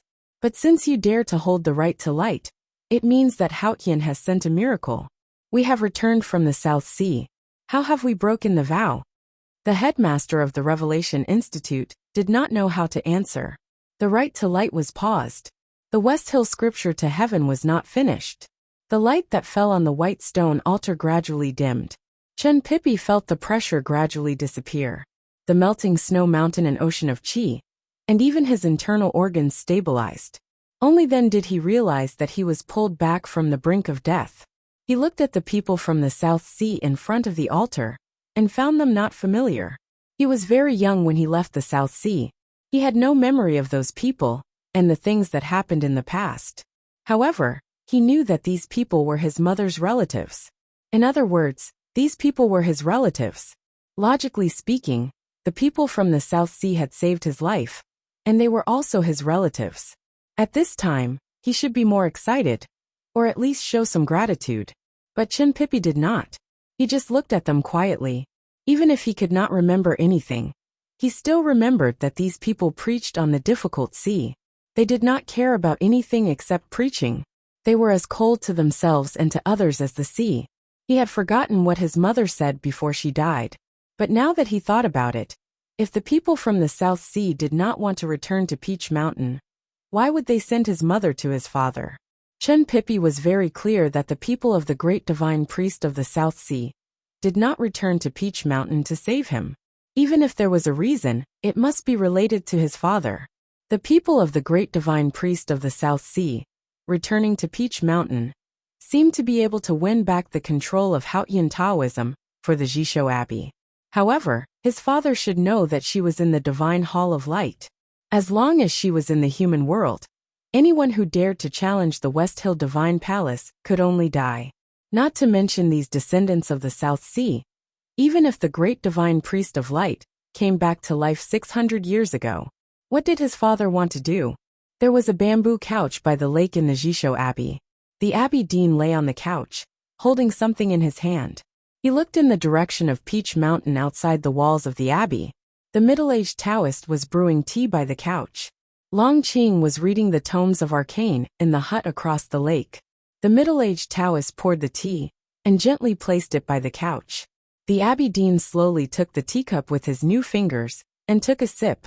The middle-aged Taoist looked in the direction of Peach Mountain. After a long silence he said, "What a pity." The Abbey Dean knew that his younger brother meant two things. On the day when the headmaster ascended to heaven by the Sishui River, he stepped down from heaven and crushed the green mountain behind the abbey. All the hidden masters of Haotian Taoism were killed. From that moment on, the focus of Haotian Taoism had shifted from the Jisho Abbey to the West Hill Divine Palace. Because power had nothing to do with faith, but only with power. He was still there, and the Jisho Abbey was still the leader of Haotian Taoism. But now he was useless. Although the middle-aged Taoist was in a high state, it was not enough to intimidate Haotian Taoism, so the Jisho Abbey was destroyed. The middle-aged Taoist said it was a pity that the real power of the Jisho Abbey was crushed by the headmaster. The second was a pity for the great divine priests of the South Sea on Peach Mountain, because she was in the human world. She was on Peach Mountain. I don't think it's a pity. The Abbey Dean threw the thing in his hand on the ground beside the couch. It should be some hard object. Then he looked at the ground and said, "She can't win, at least not today." The middle-aged Taoist looked over and saw two pieces of old ox bones, one upside down and one upside down on the ground. This was it. Chapter 3. Try to finish before 4:30. To be continued. If you like this work, please come to Chidian.com to vote for me. Your support is my biggest motivation.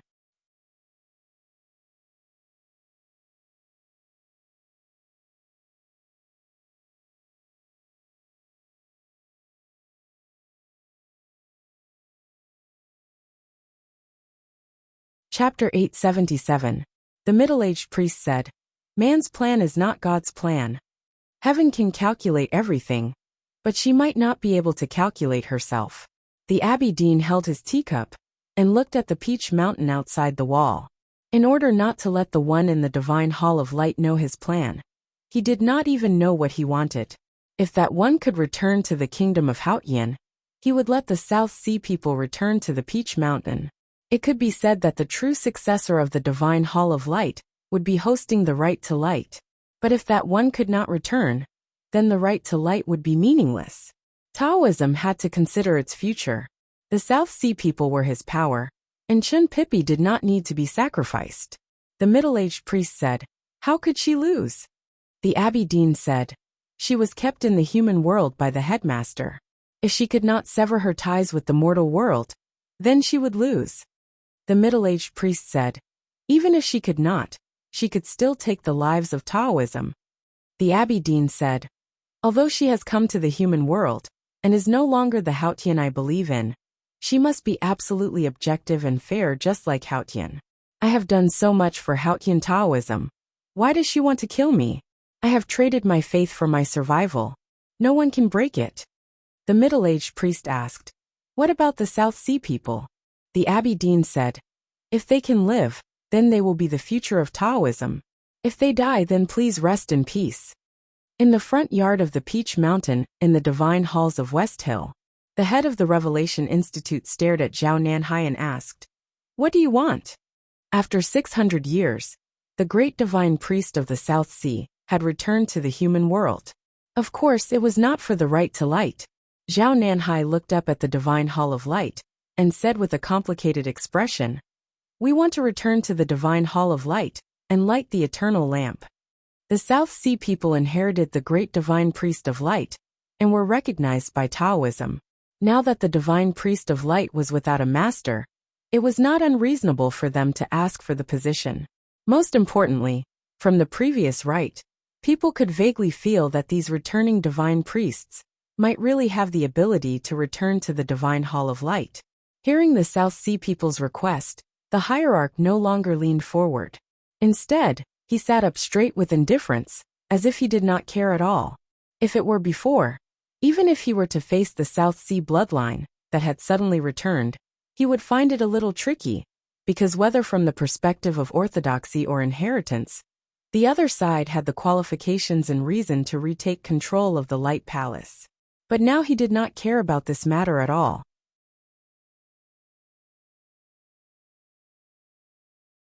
Even though the eternal lamp had been extinguished, it did not mean that there was no one in the divine hall of light. But as long as the hierarch was still in the divine hall of light, no one could return would be the greatest joke in the human world. The chief of the Revelation Institute looked at the people of the South Sea and said, "The succession of Haotian Taoism is a matter of great importance. We will discuss it seriously after the rite to light. Now please step aside." Apart from the sect leader, no one knew the true purpose of this rite to light. Not even the dean knew. However, the rite to light was the grandest sacrificial ceremony of the Tao sect. He could not allow the people from the South Sea to disrupt it. There was a young girl among the people from the South Sea. She was Miss Xiaoyu, who had declared that she would wipe out the Black Ink Garden when they passed by Mogan Mountain.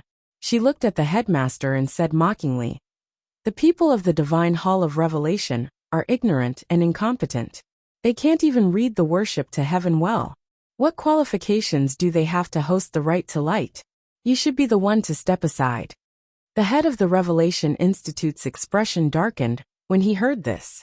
However, the previous facts had proven that he was indeed inferior to these people from the South Sea, in terms of understanding and mastery of the West Hill scriptures. Zhao Nanhai looked at the hierarch in the chariot and said expressionlessly, "The Divine Hall of Light has been without a leader for nearly 20 years. Haotian Taoism served the heaven to attack the Tang Empire. But in the end, they gained nothing and suffered heavy losses. The great divine priest of Revelation has returned to the divine kingdom for several months. But there is still no successor. The hierarch lord can be called muddle-headed." The crowd burst into an uproar. No one had expected that the successor of the great divine priest of the South Sea not only wanted to regain control of the divine hall of light, but also wanted to remove the hierarch from his position as the lord of Peach Mountain. The South Sea lineage only had a dozen or so people, so where did they get their confidence from? The front yard of Peach Mountain was crowded with powerful cultivators. No matter how weak the divine halls of West Hill was, they could still suppress these people. The divine priests and deacons of the divine halls of West Hill were enraged by this man's disrespect towards the hierarch. Some of them even yelled at him. However, the hierarch in the chariot remained silent, which made people feel strange. But no one knew that it was because he did not care to answer. Seeing that the figure in the chariot was still calm, Zhao Nanhai frowned slightly. He did not expect that the hierarch of West Hill was not as hot-tempered and arrogant as he was rumored to be. His eyes swept across the guests around the altar and suddenly fell on the national master of the Golden Tribe and General Lebu. He scolded unhappily. Even the barbarians from the grassland can come to Peach Mountain to attend the ceremony. The divine halls are getting more and more out of hand. He was talking about the Golden Tribe royal court, but he was still criticizing the divine halls of West Hill. He was still aiming at the hierarch in the chariot. Before the divine halls could react, Lebu raised his eyebrows. The national master looked at Zhao Nanhai without saying anything. He held the wooden tripod and smiled. Zhao Nanhai was the most senior in the South Sea. He had reached the peak of knowing destiny in the divine skills of West Hill. If the South Sea wanted to take over the Divine Hall of Light again, he would be the best candidate to be the great divine priest of light. However, the most powerful man in the South Sea frowned slightly when he saw the faint smile on the national master's face. The wrinkles on his tan face deepened, and he looked extremely solemn. There was no wind on the front yard of Peach Mountain. The chi of heaven and earth did not change. Zhao Nanhai and the national master merely looked at each other, and their sense of perception was stirred up. This was a battle of pure psyche power. It did not move any objects or disturb the autumn leaves. Outsiders could not feel any fluctuations. But it was extremely dangerous for the two of them. The national master of the Golden Tribe had only cultivated his psyche power. After decades of meditation, he had cultivated his psyche power deeply. Even Ning Ke, whose psyche power was as strong as the ocean, almost suffered a great loss when he met the national master in the wilderness last year. Although Zhao Nanhai's cultivation state was unfathomable, he had cultivated the divine skills of West Hill. It was only natural that he was at a disadvantage when the national master dragged him into a dangerous battle of psyche power. Zhao Nanhai snorted. There seemed to be a divine light shining from his eyes. It floated a few inches away from his cheeks, and then disappeared. He had used the divine skills to cut off psyche power and forced himself out of the battle. The national master did not look at him anymore. He held the wooden tripod and said nothing. His face was still smiling. The battle between the national master of the Golden Tribe and the most powerful descendant of the South Sea began quietly and ended abruptly. Zhao Nanhai seemed to be at a disadvantage, but when he sensed that something was wrong, he withdrew from the battle of psyche power. One had to admit that the national master's attainment in the divine skills of West Hill was unimaginably high. The battle ended in an instant. Many people around the altar did not even know what had happened. General Lebu, however, remembered the humiliation he had suffered. He took a step forward and punched from afar. Lebu was the most powerful martial artist in the Golden Tribe royal court. His muscles and bones were as tough as iron. Every move he made could shake the earth and mountains. When he punched from afar, the chi of heaven and earth in the front yard whistled along with it. It was as if he had thrown a small mountain at the people of the South Sea. Zhao Nanhai looked at the national master of the Golden Tribe. He did not care about the punch at all. A skinny man from the South Sea took a step to the side and also punched without any fancy moves. The previous battle of psyche power took place in the air. Now the fists of Lebu and the skinny man from the South Sea were also launched from several meters away. The wind in front of the altar suddenly roared, accompanied by the sound of thunder. With a loud bang, the two fist intents met in the air. The peach blossoms that had fallen on the ground before the right to light were shaken and fluttered like butterflies. Then they were torn into countless pieces. The ground in front of the altar seemed to have gone through a drought for several years. There were many deep marks on it. The cracked ground looked like it would collapse at any time. The lean man gave a muffled groan and took a step back. The bamboo hat on his head split open like it had fallen to the ground, and then it rustled and fell, the fragments covering his head and face. General Lebu did not step back. He just swayed a little, and then slowly withdrew his fist. He looked at the people from the South Sea and said indifferently, "The successor of the great divine priest of the South Sea is just so." Zhao Nanhai looked at the national master of the Golden Tribe and said, "No wonder you could stand against the Tang Empire for so many years. You are indeed impressive." The national master of the Golden Tribe and the general had shown their powerful states. It was not surprising that they could stand against the Tang Empire for so many years. What really shocked people was the people from the South Sea. The South Sea lost both battles. But people could clearly see that Zhao Nanhai's state was indeed unfathomable. If he really went all out, even the national master of the Golden Tribe would find it tricky. As for that lean man who was slightly inferior to General Lebu, he only stood at the 6th place among the people of South Sea. If the people of South Sea were ranked according to their strength, didn't it mean that all of them had the strength to approach, or even defeat Lebu? Lebu was the most powerful martial artist in the Golden Tribe royal court. If all the people from the South Sea were in such a state, the divine halls of West Hill would be in big trouble today. How would the hierarch, who was the target of the South Sea people, deal with it? The hierarch still did not say anything, because the divine halls of West Hill had their own people to deal with this matter. It was the divine hall of judgment that was responsible for maintaining order in Taoism. At this moment, Xiaoyu from the South Sea looked at the sacred sedan of judgment and saw a beautiful woman sitting behind the blood-red gauze. She asked, "Are you Yi Hongyu?" Yi Hongyu ignored her. A deacon from the judicial department said coldly, "This is our Lord of Judgment. What do you have to report? If you need anything, tell us now." "So you are the current Lord of Judgment." The South Sea girl looked at the sacred sedan and felt that the color did not look good. She said, "Come down, I want your position." The front yard of Peach Mountain was in an uproar.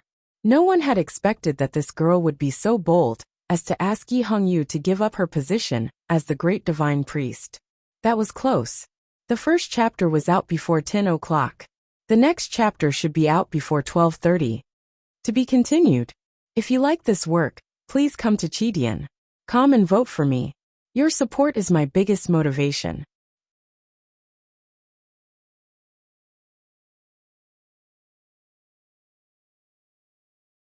Chapter 878. Yi Hongyu thought of the previous 2 battles and was speechless. In the West Hill Divine Palace, she was the one who studied the divine skills the most. However, she found that the South Sea people were indeed the successors of the light 600 years ago. Zhao Nanhai's attainments in the divine skills were even better than hers.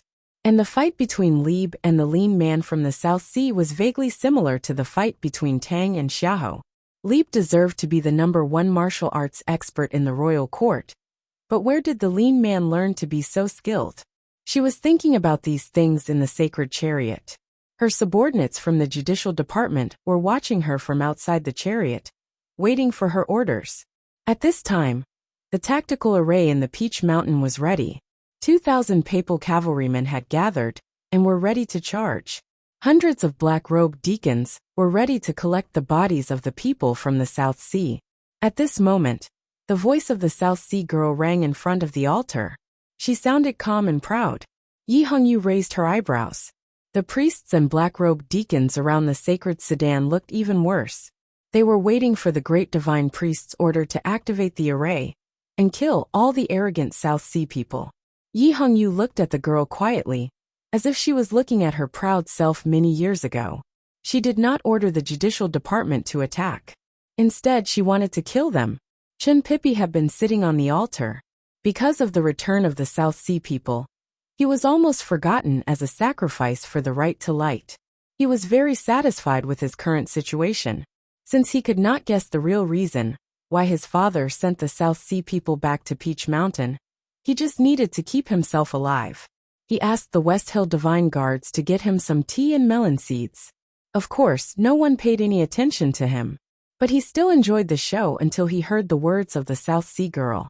Looking at the healthy skin and delicate eyes of the South Sea girl, he sighed. He thought to himself, "She is quite pretty. Why did she mess with that woman? Wouldn't it be a pity for her to die like this?" The girl from the South Sea did not notice his expression. She looked at Yi Hongyu in the sacred sedan and said, I have been cultivating Taoism since I was a child and mastered the divine incantation at the age of 17. I am the youngest person to enter the knowing destiny state besides my cousin.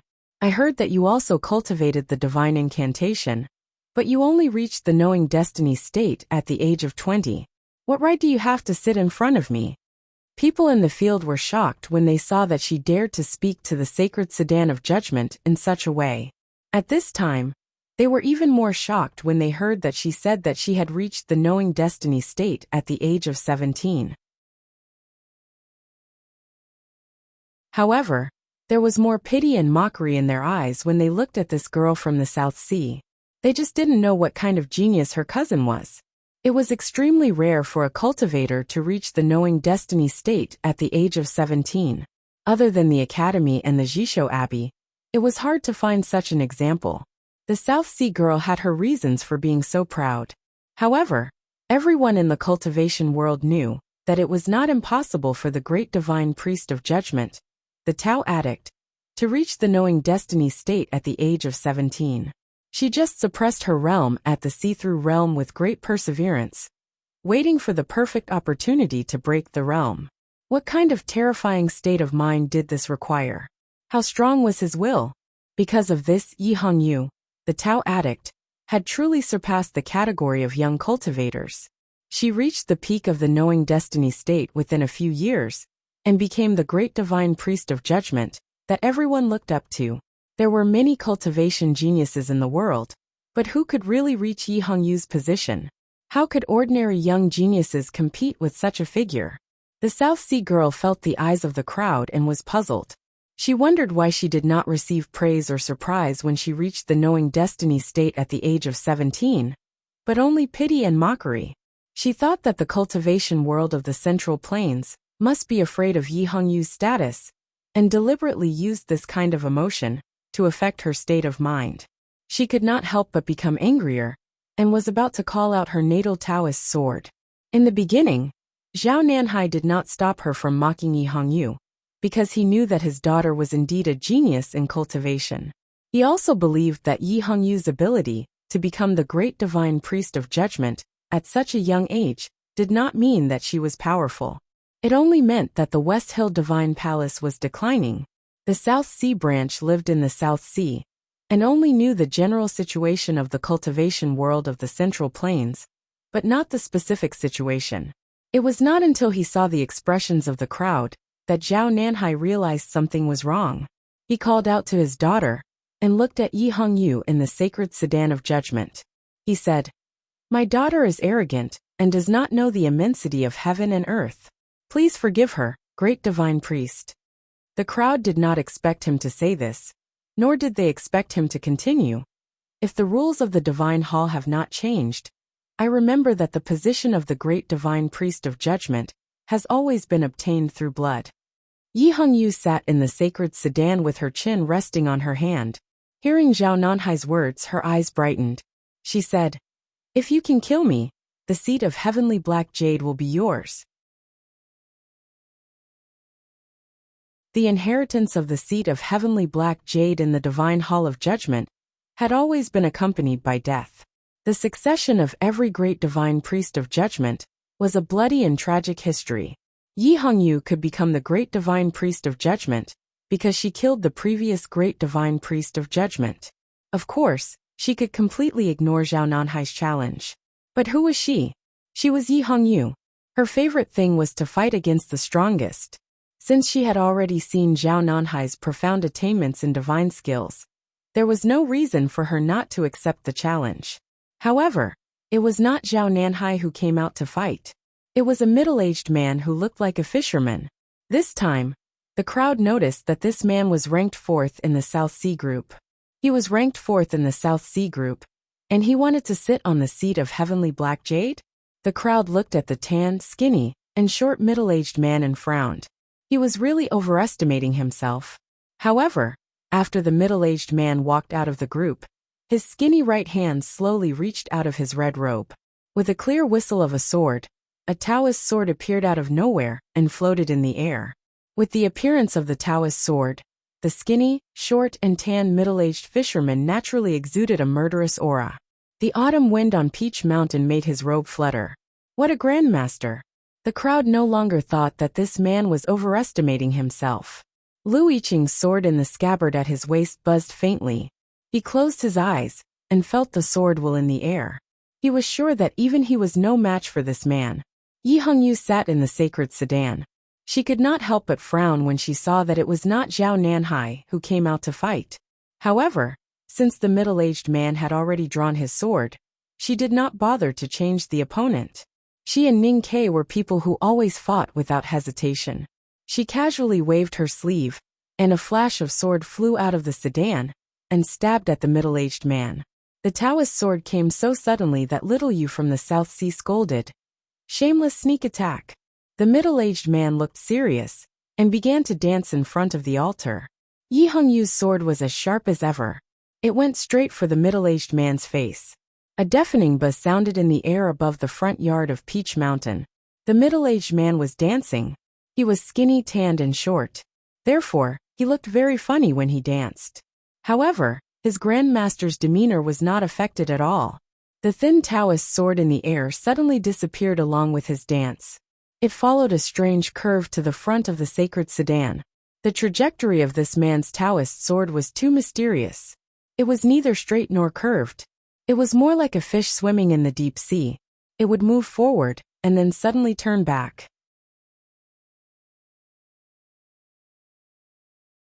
It was impossible to predict where it was going. This was probably the sword will that the South Sea had developed after spending so much time with the sea.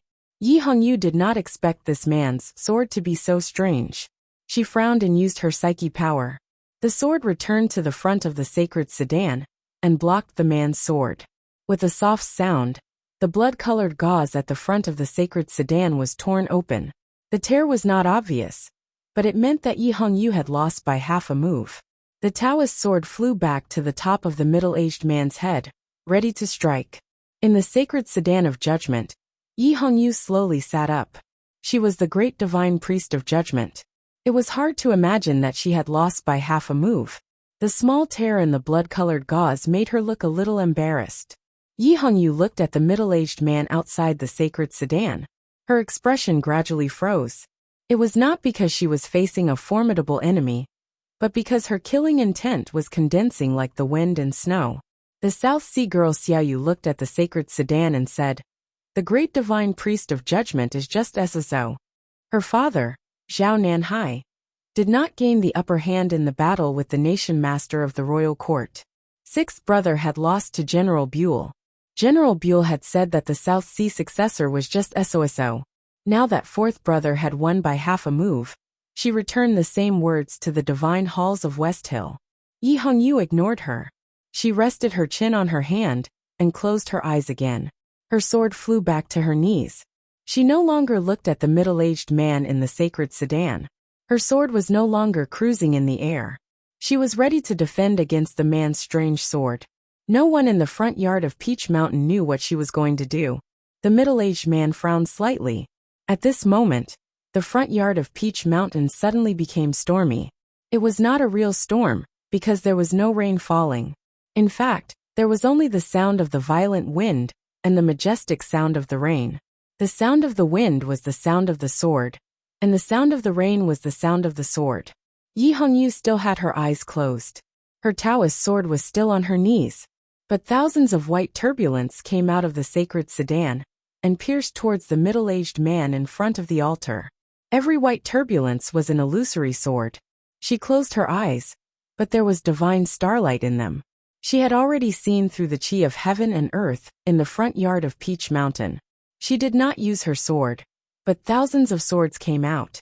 Thousands of swords came out. The second layer of the array covering Peach Mountain was faintly glowing. Even the array appeared automatically. It was not hard to imagine the power of the rain of swords. The middle-aged man shouted and summoned his Taoist sword to protect himself. The Taoist sword was extremely thin and looked like a swimming fish. In an instant, it emitted infinite light and tightly protected his body. With countless crisp sounds, thousands of illusory swords fell like rain, enveloping the middle-aged man. However, the thin light sword in front of the middle-aged man did not dim at all. He had used the West Hill divine skill to enter swordsmanship. Everyone was shocked again. No wonder he was the true successor of the South Sea sect of light.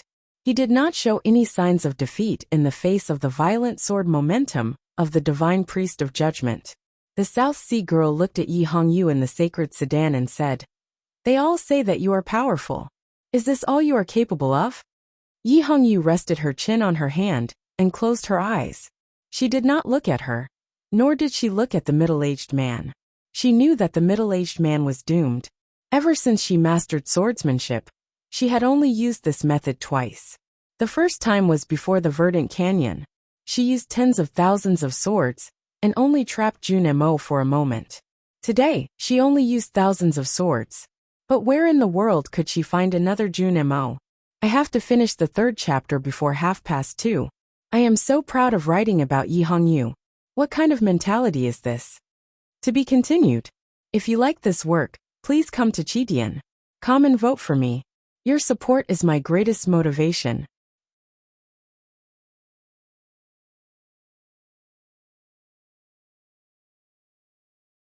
Chapter 879.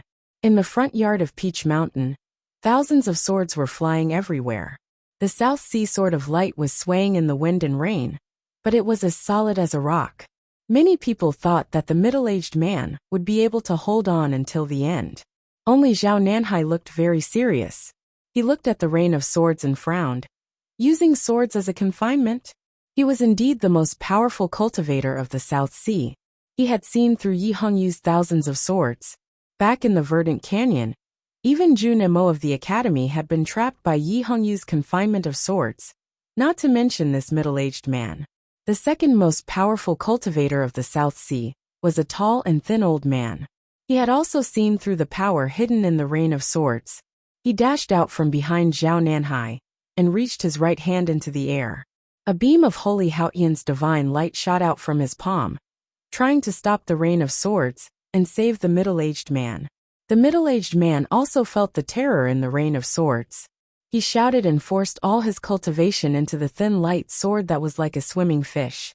The thin sword stabbed towards the divine carriage of judgment, while he quickly retreated with the protection of the tall and thin old man's divine light. He wanted to save his own life. With a soft sound, the slender light sword pierced through the bloody gauze and stabbed between Yi Hongyu's eyebrows. Yi Hongyu had already opened her eyes when the tall and skinny old man, who was ranked second in the South Sea, released his divine light. Starlight shone in the depths of her eyes, and she could not suppress her anger. She wanted to kill that middle-aged man, but someone was trying to stop her. This made her very unhappy. When the slender light sword stabbed into the sacred sedan of judgment, her eyes became even brighter because of the reflection of the sword. She did not raise the Taoist sword on her knees, but her left hand. The slender light sword was like a swimming fish. Its trajectory was extremely strange, sometimes to the left and sometimes to the right. However, when Yi Hongyu reached out her hand, the light sword was immediately caught. The light sword trembled and struggled between her fingers like a fish that had landed on the ground and was waving its tail. Her slender fingers were covered with a layer of faint divine light that looked like pincers. With a sizzling sound, a wisp of green smoke rose from the thin light sword. It was turned into scrap metal by Yi Hongyu's divine light. It no longer struggled, and was casually thrown onto the ground in the carriage, like a dead fish. Outside the carriage, the middle-aged man who was retreating quickly sensed that the trace of his natal sword had disappeared from his sea of consciousness. He could not help but feel great sorrow, anger and fear. He spat out blood. He infused the West Hill divine skills into his sword, and watched the fish in the sea to comprehend a new sword style. He was indeed powerful. That was why he could avoid Yi Hongyu's Taoist sword, and tear the veil of the divine sedan of judgment at the beginning. However, what could he do when Yi Hongyu knew what his sword style was? The West Hill divine skill was her original cultivation. Sword will like swimming fish? There was a word fish in her name. A few years ago at the Daming Lake in the wilderness, She turned her Taoist sword into a fish and killed Ning Ke and Emo Shanshan. Now she was the great divine priest of judgment. How could she be hurt by such a sword style? Most importantly, the middle-aged man's sword flew into the carriage and reached in front of her. After receiving Lu Bai's letter, who else in the world could have an unimpeded sword within a foot of her? Even with the help of the South Sea masters, Yi Hongyu still snatched the middle-aged man's natal sword, causing him to spit out blood and be seriously injured. In everyone's eyes, she had already won, and a proud victory at that. However, she was not ready to give up. Anyone who challenged the great divine priest of judgment would die if he lost. There could not be a second ending. She set up the confinement of sword rain to kill the middle-aged man. Even if the unfathomable tall and thin old man was using Haotian's divine light to block the sword rain, she still wanted to kill the middle-aged man. Whoever she wanted to kill had to die. The sword rain was still falling. The tall and thin old man raised his right palm and supported it with Haotian's divine light. The confinement had not been completed yet. As long as the middle-aged man retreated a few feet, he would be able to escape death. Zhao Nanhai was no longer worried. The tall and thin old man finally heaved a sigh of relief. In that instant, the blood gauze around the sacred sedan of judgment began to move even though there was no wind. The gauze that had been cut by the middle-aged man's Taoist sword fell down slowly. A figure dashed out of the sedan like a fairy and crossed dozens of feet in an instant. She flew past the tall and thin old man and came before the middle-aged man. It was Yi Hongyu. She held her natal sword and stabbed at the middle-aged man. There were gasps in the front yard of Peach Mountain. No one would have thought that Yi Hongyu would leave the sacred sedan of judgment and risk her life as a great divine priest. In the world of cultivation, no one would choose close combat, except for martial arts cultivators and the powerhouses of the Devil's Doctrine. Even the sword Garrett of South Jin Kingdom, which was particular about keeping 1 foot in front of the opponent, would not go near the opponent. Yi Hongyu had her own reasons. She had been used to close combat since she was very young. That was because no matter how fast the Taoist sword could fly, it would not be as direct as a sword thrust forward. Only by watching the enemy die in front of her could she ensure that the enemy would not come back to life. Later on, she fought with Ning Ke and learned a lot from him. Even though she did not have the fearless body of the powerhouses of the Devil's Doctrine like Ning Ke, who cultivated the Great Spirit, she had learned from Lu Bai's sword. That sword was a matter of course. If it wanted to stab someone, it would stab them. As long as the enemy was within a foot in front of her, there was no way to escape. Even the heavens and the earth could not avoid it. What if the enemy was not in front of her when they were dozens of feet apart? If the Green Mountain did not come to her, then she would come to her. If she came to her, then she would come within a foot of her. Then she would die. The middle-aged man was the closest to her sword. He could clearly feel the killing intent from the sword. He could smell fear and death. At this moment, his natal sword had been destroyed, so there was no way he could avoid this sword. He quickly used the West Hill divine skill and gathered the divine flame between his palms, turning it into a ball of blazing light in an attempt to block this terrifying sword. The tall and thin old man was using his right palm to resist the confinement of sword rain. Seeing that his younger brother was in a desperate situation, his face turned extremely serious. He pointed his left hand at a distance. This was not a simple move. The tip of his finger was full of divine flame, like a blooming flower. A thin divine flame shot out from the flower.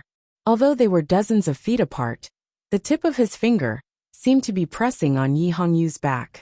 Yi Hongyu felt the change behind her, but her expression did not change.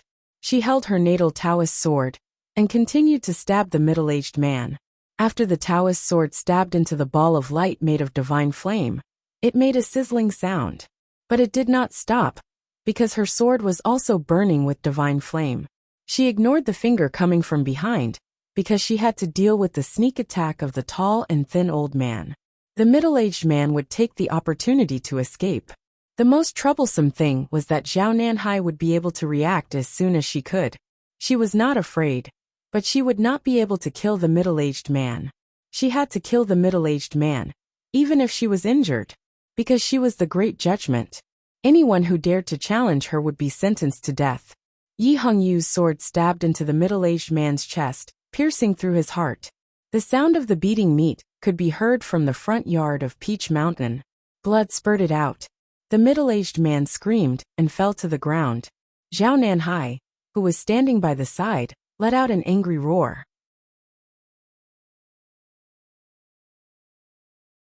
The tall and thin old man's face turned livid. He withdrew his right palm and attacked her with all his strength, ignoring the confinement of sword rain. The tall and thin old man's fingertip had already crossed the distance of dozens of feet and landed on Yi Hongyu's back. As he attacked with all his strength, Haotian's divine flame followed his finger.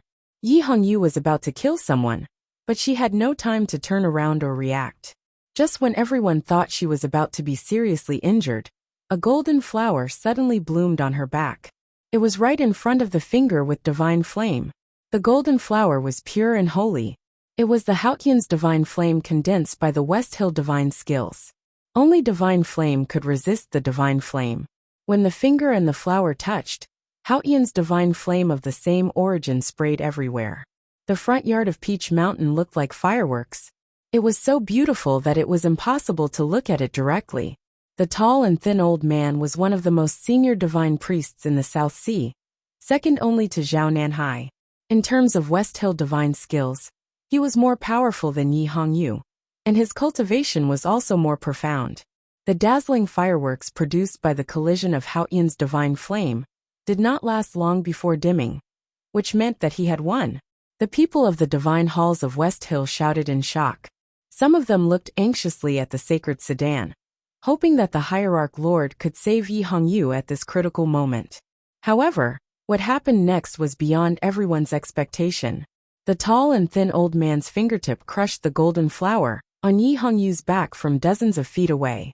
It fell on her blood-red gown of judgment and tore it again, piercing into her flesh. And at this moment, in her flesh that was pierced by the finger intent, a golden thread suddenly popped out. The golden thread was very thin and seemed to be weightless. However, it was incredibly fast like lightning. It followed the divine flame of the tall and thin old man and arrived in front of him. Because the speed was too fast, the thin golden thread actually gave off a violent feeling. The tall and thin old man let out a strange cry and withdrew Haotian's divine flame as fast as he could, trying to avoid it. However, the golden thread was made of some unknown material. Not only was it not afraid of the purifying power of Haotian's divine flame, it was even moving at the same speed. It curled up along his fingertip and suddenly tightened. Without a sound, a finger fell on the ground. There was no blood on the wound, because it was sealed by the divine flame. In fact, if it were not for the tall and thin old man's quick reaction, the golden thread might have cut off his entire palm. The aura of heaven and earth in the front yard of Peach Mountain stirred slightly. Yi Hongyu floated back to the sacred sedan like a red maple leaf.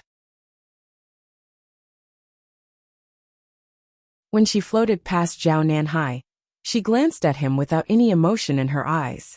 The finger fell without a sound. The front yard of Peach Mountain was even more silent. The tall and thin old man looked at his broken finger in silence. Zhao Nanhai looked down at the peach blossom petals at his feet and said nothing. The rest of the people from the South Sea surrounded the dead middle-aged man in silence. Xiaoyu, the girl from the South Sea, was pale. She could not believe what she had just seen. The silence was broken by two light coughs. Then came the sound of the sword of judgment being sheathed. In the blood-colored sacred sedan, Yi Hongyu rested her chin on her hand and closed her eyes again. She seemed to be tired. I said 10 o'clock, and it was 10 o'clock. I said 12 o'clock, and it was only a few minutes late. How accurate. By the way, it's not a fixed time. I don't have a single word in my manuscript. Of course I want to have it, but how can I save it? I can only say that it's useful to set a time limit for myself. Also, there's an announcement on the homepage of Chidian. Starting from midnight on the 28th, the monthly votes will be doubled. If you want to vote, please vote for me 3 days later. It's still midnight tomorrow. Also, YY has a reading activity tomorrow night. You are welcome to watch. To be continued. If you like this work, Please come to Chidian. Come to vote for me. Your support is my greatest motivation.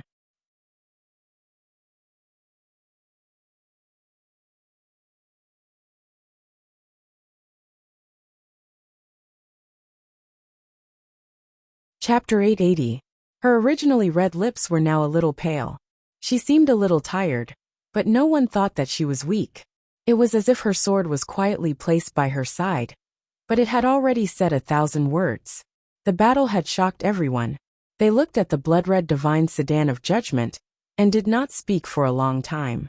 The front yard of Peach Mountain was silent. Yi Hongyu's swordsmanship was completely different from the sacred sword style of Haoyan Taoism. It was cold and murderous. The most shocking thing was her style in this battle. The skinny old man was second only to Zhao Nanhai among the divine priests of the South Sea. His West Hill divine skills were profound and exquisite. Even if he was not as good as Wei Guangming, he was definitely better than Yi Hongyu.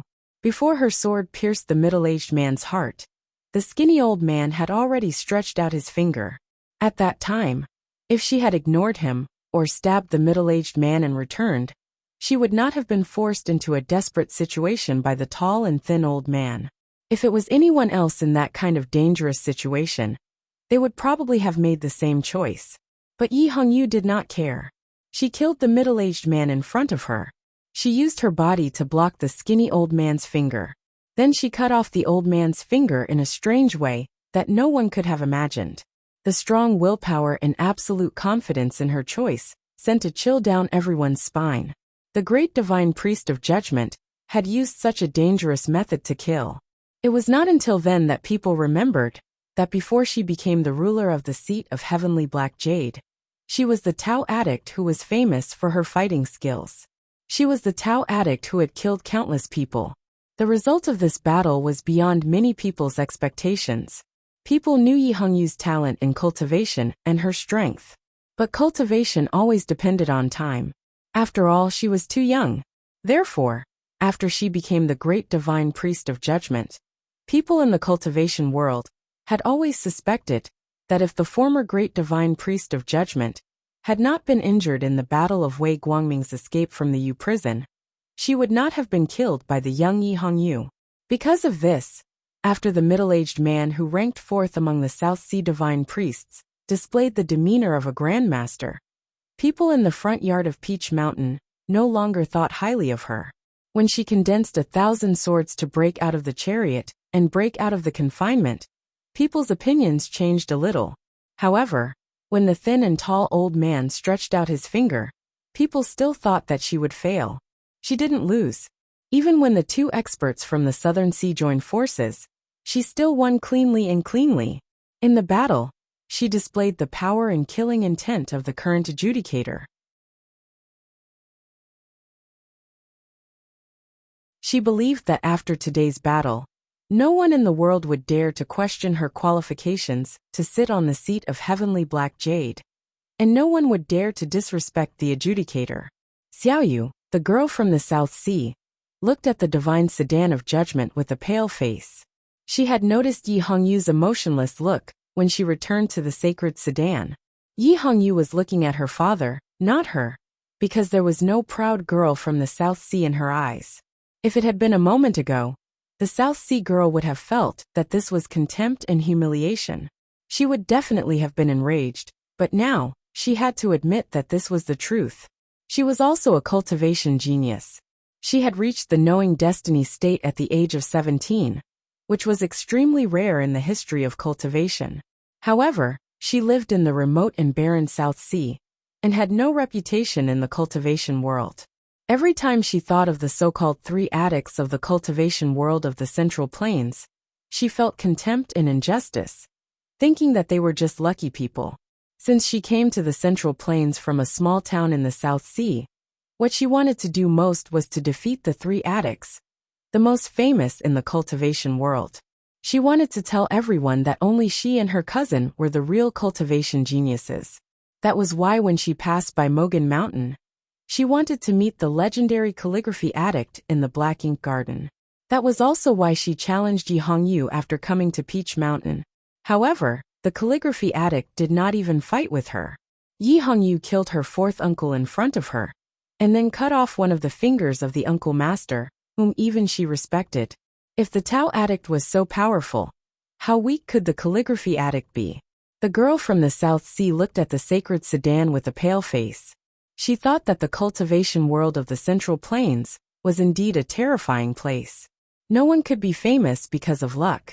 Everyone in the front yard of Peach Mountain was surprised by Ruling Sword's imposing manner.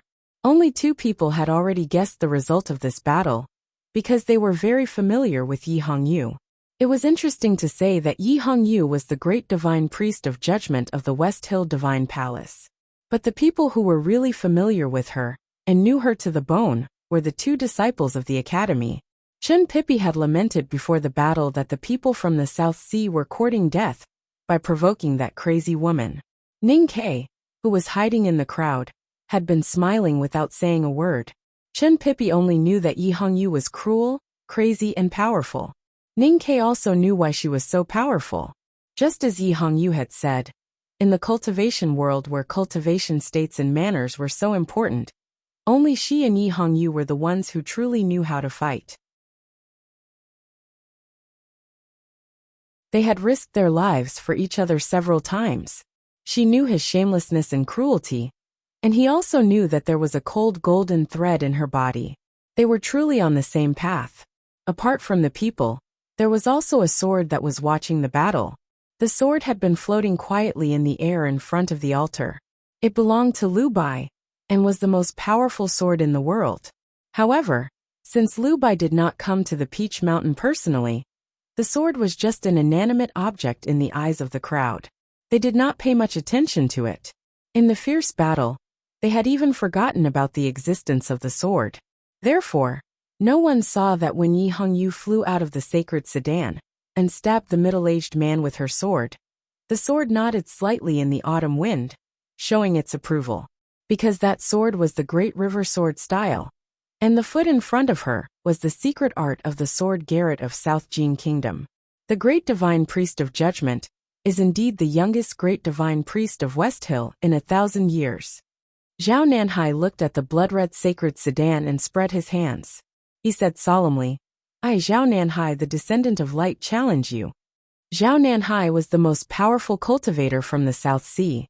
Even though he did not gain the upper hand in the battle of psyche power with the national master of the Golden Tribe, his true strength was the divine skills of West Hill.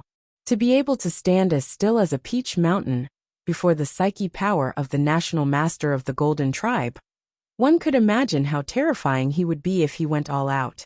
In terms of seniority, he was of the same generation as the hierarch master. He was Yi Hongyu's uncle master. That was why he had spoken rudely to the divine sedan of judgment earlier. However, he addressed Yi Hongyu respectfully now. This meant that he recognized Yi Hongyu's right to be the great divine sedan of judgment. This showed his respect for the divine hall of judgment and his determination to defeat Yi Hongyu. After 600 years, the South Sea returned to the divine halls of West Hill with great determination and hope. In Zhao Nanhai's eyes, the South Sea could definitely shock Peach Mountain in terms of cultivation state. Moreover, after the war with the Academy, the divine halls of West Hill had suffered great losses. Most of the divine talisman masters were wiped out, the great divine priest of revelation was dead, and the hierarch was seriously injured. The only one left to support the divine halls was the Tao addict Yi Hongyu. Who would have thought that when they came to Peach Mountain, they would find that the hierarch, who was rumored to be seriously injured and on the verge of death, had actually fully recovered. It seemed that he was even more powerful than before. And the young great divine priest of judgment, who they thought had an undeserved reputation, had completely suppressed the momentum of the South Sea lineage by himself. Zhao Nanhai could not allow this situation to continue. Otherwise, he would not be able to overthrow the hierarch and take back the divine hall of light that once belonged to him. That was why he did not hesitate and challenged Yi Hongyu again in the sacred sedan.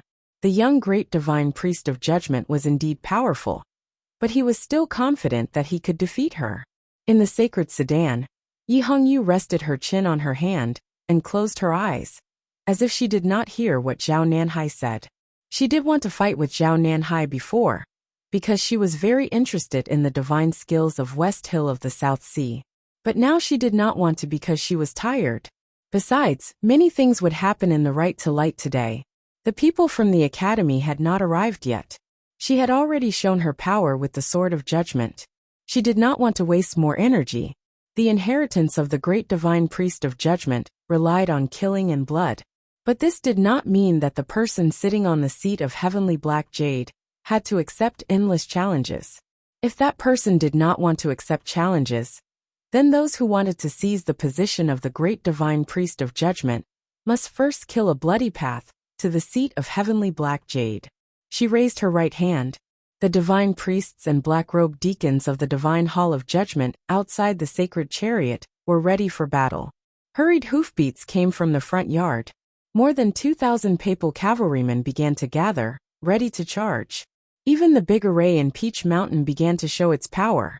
She was the current great divine priest of judgment, so she had the right to fight if she wanted to. If Zhao Nanhai did not want to fight, then he could kill everyone from the divine hall of judgment first. She never cared about dignity on the battlefield, nor did she respect courage. As mentioned before, she and Ning Ke were different in the cultivation world. When needed, they would never hesitate to send a group of subordinates to fight a single enemy. The divine hall of judgment was ready to crush the South Sea. Previously, the South Sea could enter the front yard of Peach Mountain because they were all Orthodox Taoism. Now that the great divine priest of judgment had raised her hand, they could not care less about Taoism. Listening to the dense hoofbeats from afar, Yi Hongyu closed her eyes and thought, 2,000 papal cavalrymen can kill all of you. Do you think you are Jun Mo? The people of the South Sea looked at the 2,000 cavalrymen who had appeared in the front yard. They sensed the hidden power of the matrix on Peach Mountain, and their expressions became extremely ugly. They had been drifting in the South Sea for hundreds of years, cultivating day and night.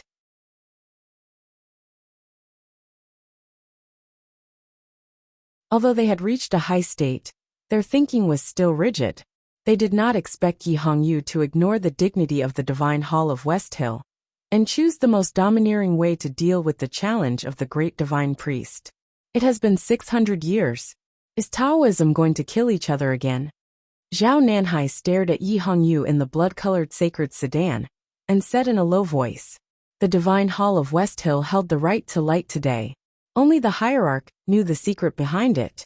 Everyone else thought that the right to light was an ambush against the academy. No one expected that the successor of the South Sea's light would suddenly return to Peach Mountain and cause such a stir. Although the great divine priest of judgment had shown great power in the previous battle, no one dared to underestimate these people who had cultivated in the South Sea for many years.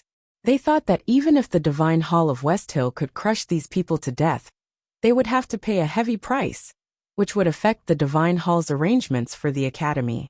Even though the right to light had already begun and Chen Pippi was almost purified by the divine light falling from the sky, the people from the academy had yet to appear. However, everyone present firmly believed that the people from the academy would definitely appear. It was just that they did not know when they would appear. Because of this, the divine hall of West Hill did not want to start a full-scale war with the South Sea. The dean of the Revelation Institute looked at Zhao Nanhai and said coldly, the great divine priest of South Sea's memorial tablet is still in the side hall of the divine hall of light. The divine hall of West Hill has never denied that you are the orthodox Taoism. The fact that you could enter Peach Mountain means that Haotian recognizes your piety. But if you dare to disrupt the sacred right to light, don't blame the divine hall for punishing you for your disrespect. The great divine priest of Revelation has returned to the divine kingdom, and there is no successor. Who dares to talk about heaven's will? Zhao Nanhai ignored him and turned to stare at the hierarch's tall figure in the sedan. He shouted, the mortals may not know, but everyone in the divine hall of West Hill knows that the Jishou Abbey is the Tianshu of Taoism. The man on the altar is the only child of the Abbey Dean.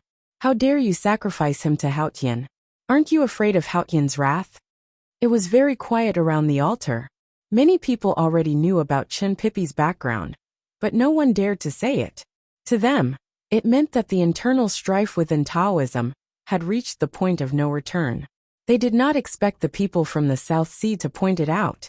The expressions on the faces of the dozen or so old divine priests became complicated.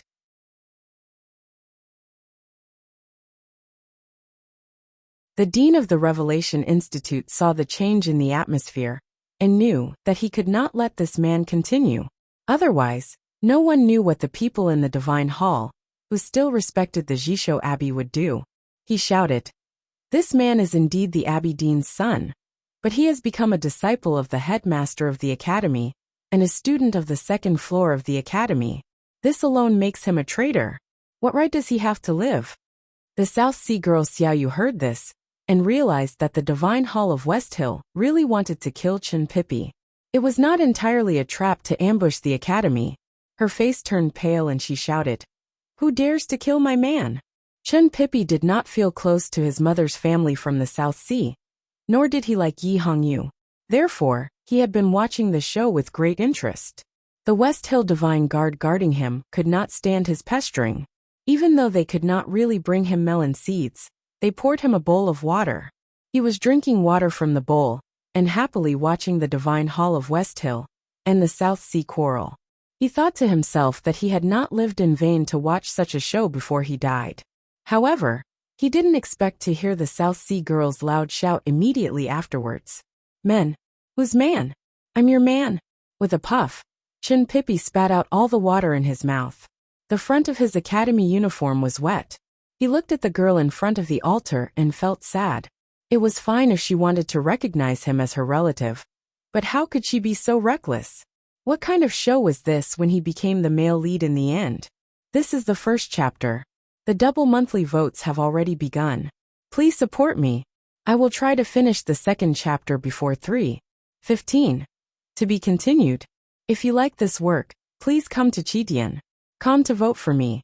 Your support is my greatest motivation.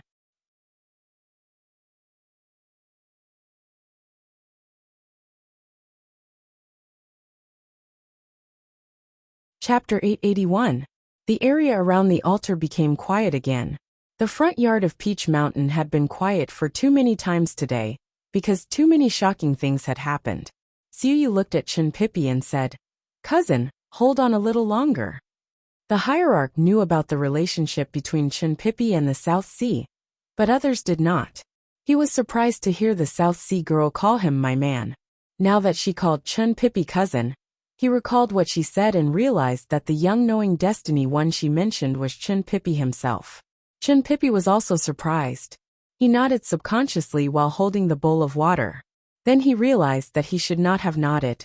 Did his father also use the finger marriage method? The war between the Divine Halls of West Hill and the South Sea was about to begin. In fact, neither side wanted to start the war, because they both belonged to Taoism. Their opponent should be the academy. At this point, the only one who could solve the problem was the hierarch. After the Jisho Abbey lost the favor of Haotian, the hierarch became the leader of Haotian Taoism. The hierarch behaved very strangely today, because he did not speak much from the beginning to the end. He was totally different from the rumored irascible and irritable person. No one knew that it was because he thought that he was no longer who he used to be. Many years ago, when Xiong Chumo was not the hierarch of West Hill, and was just an ordinary divine priest, he followed his master to preach in the wilderness. There he met his lifelong enemy, Lin Wu, the Grand Master of Devil's Doctrine. It was during this encounter that his lower abdomen was severely injured by Lin Wu, and he could no longer have sex. Not having sex was not necessarily a bad thing for a cultivator. From that day on, Xiong Chumo gave up all his desires and cultivated diligently. Finally, he entered Taoism with the principle of heaven and became the hierarch of West Hill. His lifelong enemy, Lin Wu, cultivated 23 years cicada cultivation and became the third sister of the academy, Yu Lian. Xiong Chumo also became the hierarch of West Hill. However, this incident had a great impact on his temperament. The result of eliminating human desires with the principle of heaven did not mean that human desires would disappear completely. On the contrary, the desires hidden deep in his body became stronger and stronger until they became abnormal. That was why he was so irritable in the past years. Xiong Chumo liked her tall image, but she didn't like her hot-tempered image. As the West Hill hierarch, he had seen people like himself who were at the peak of the cultivation world. Those people, whether it was the three great divine priests or Liu Bai, all had the elegant bearing of a grandmaster. He also wanted to be like them, but he couldn't do it because there was always a fire in his lower abdomen that he couldn't vent.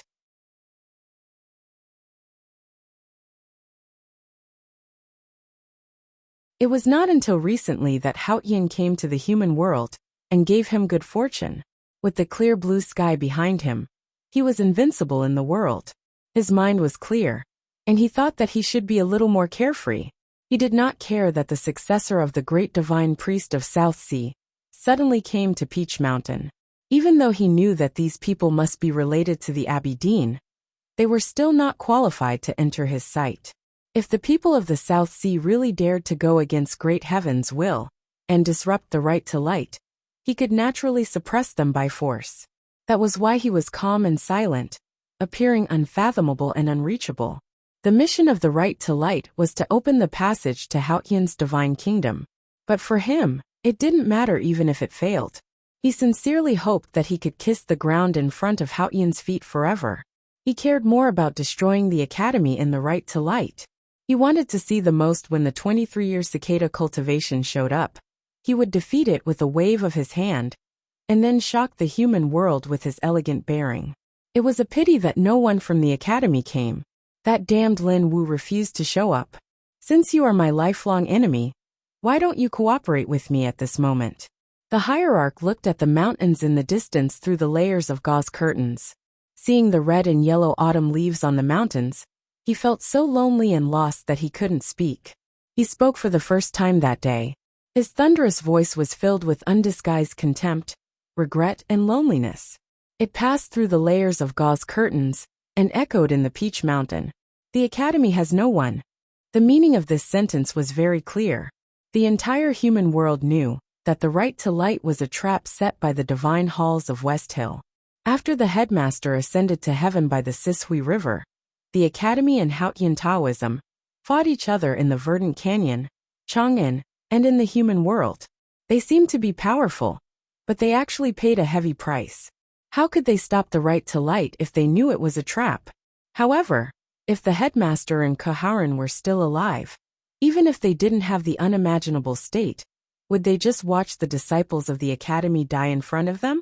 When the hierarch said that the academy had no one, he did not mean that the academy's power had been severely damaged. He meant that after the headmaster and Kaharan, no one from the academy had the courage to break into the Peach Mountain.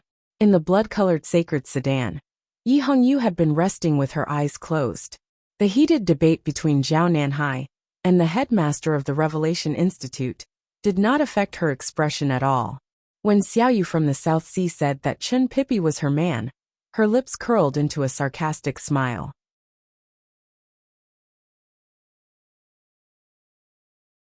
When the hierarch said that the academy had no one, the sarcasm in her smile intensified. She knew that Ning Ke was on the Peach Mountain, but she did not know where he was. She knew that he would attack eventually, but she did not know who he would attack first.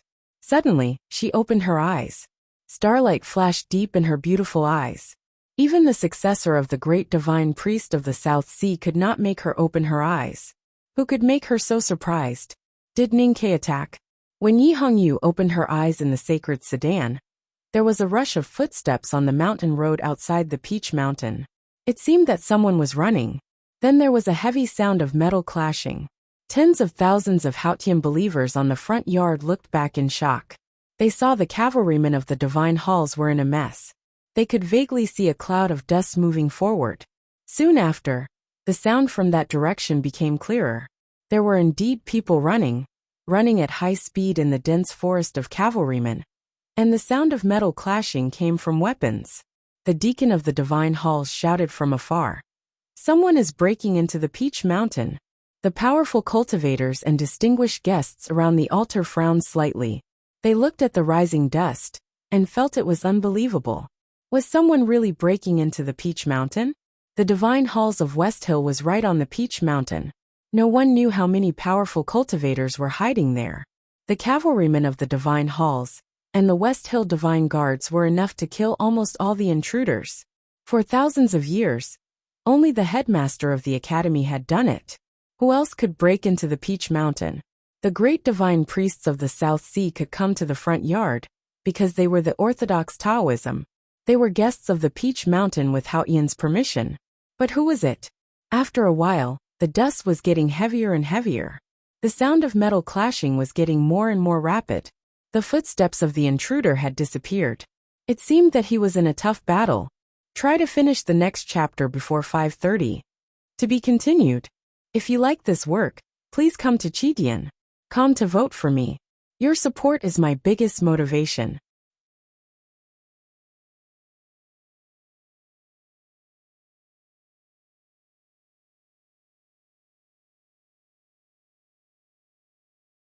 Chapter 882. Hearing that someone had broken into the mountain, the people around the altar couldn't help but be shocked. This mountain was none other than the Peach Mountain. But after a while they calmed down. The dust was rising, and the sound of fighting was getting louder. The battle seemed fierce, but it showed that the intruder was in a tough fight. That was only the periphery of the Peach Mountain, which was the least guarded.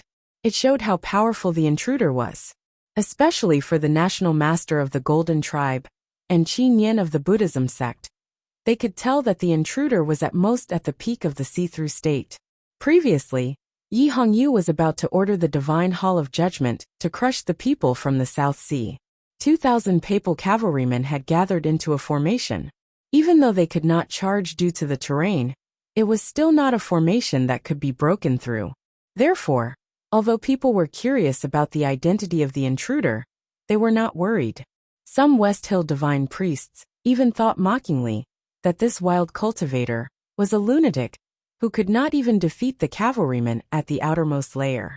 How dare he make a name for himself by breaking into the Peach Mountain? Since there was no need to worry about the intruders, the focus of attention was still on Chen Pippi on the white stone altar. Everyone wanted to know how the hierarch lord would respond to the questioning of the successor of the great divine priest of South Sea. Would he continue to maintain his previous calm attitude, or would he be furious and suppress him? At this moment, a song was suddenly heard from the battlefield outside the front yard of the Peach Mountain. It was still far from the altar, so the specific words could not be heard clearly, but the song was clear and pleasant, as if there was grass growing in the song. People around the altar looked back subconsciously. Tens of thousands of believers on the front yard of the Peach Mountain also looked at the dust. They listened to the young and beautiful song and imagined the girl singing. The intruder was in a tough fight. How could he still be in the mood to sing? People looked at the mountain path below the front yard again. There were a few people who did not look away. In the sacred sedan, Yi Hongyu looked at that place quietly without any expression on her face. In the crowd, Ning Ke looked at that place in a daze and began to take deep breaths slowly. On the altar, Chen Pippi looked at that place in a daze, his right hand holding the bowl of water trembling slightly. They knew who the intruder was and why he was singing. It was because the desolate men liked to sing, especially before a battle of life and death. They liked to sing to boost their morale. There were also people looking at the place where the smoke and dust rose. Sang Sang stood in front of the Divine Hall of Light, looking down the mountain with her hands behind her back.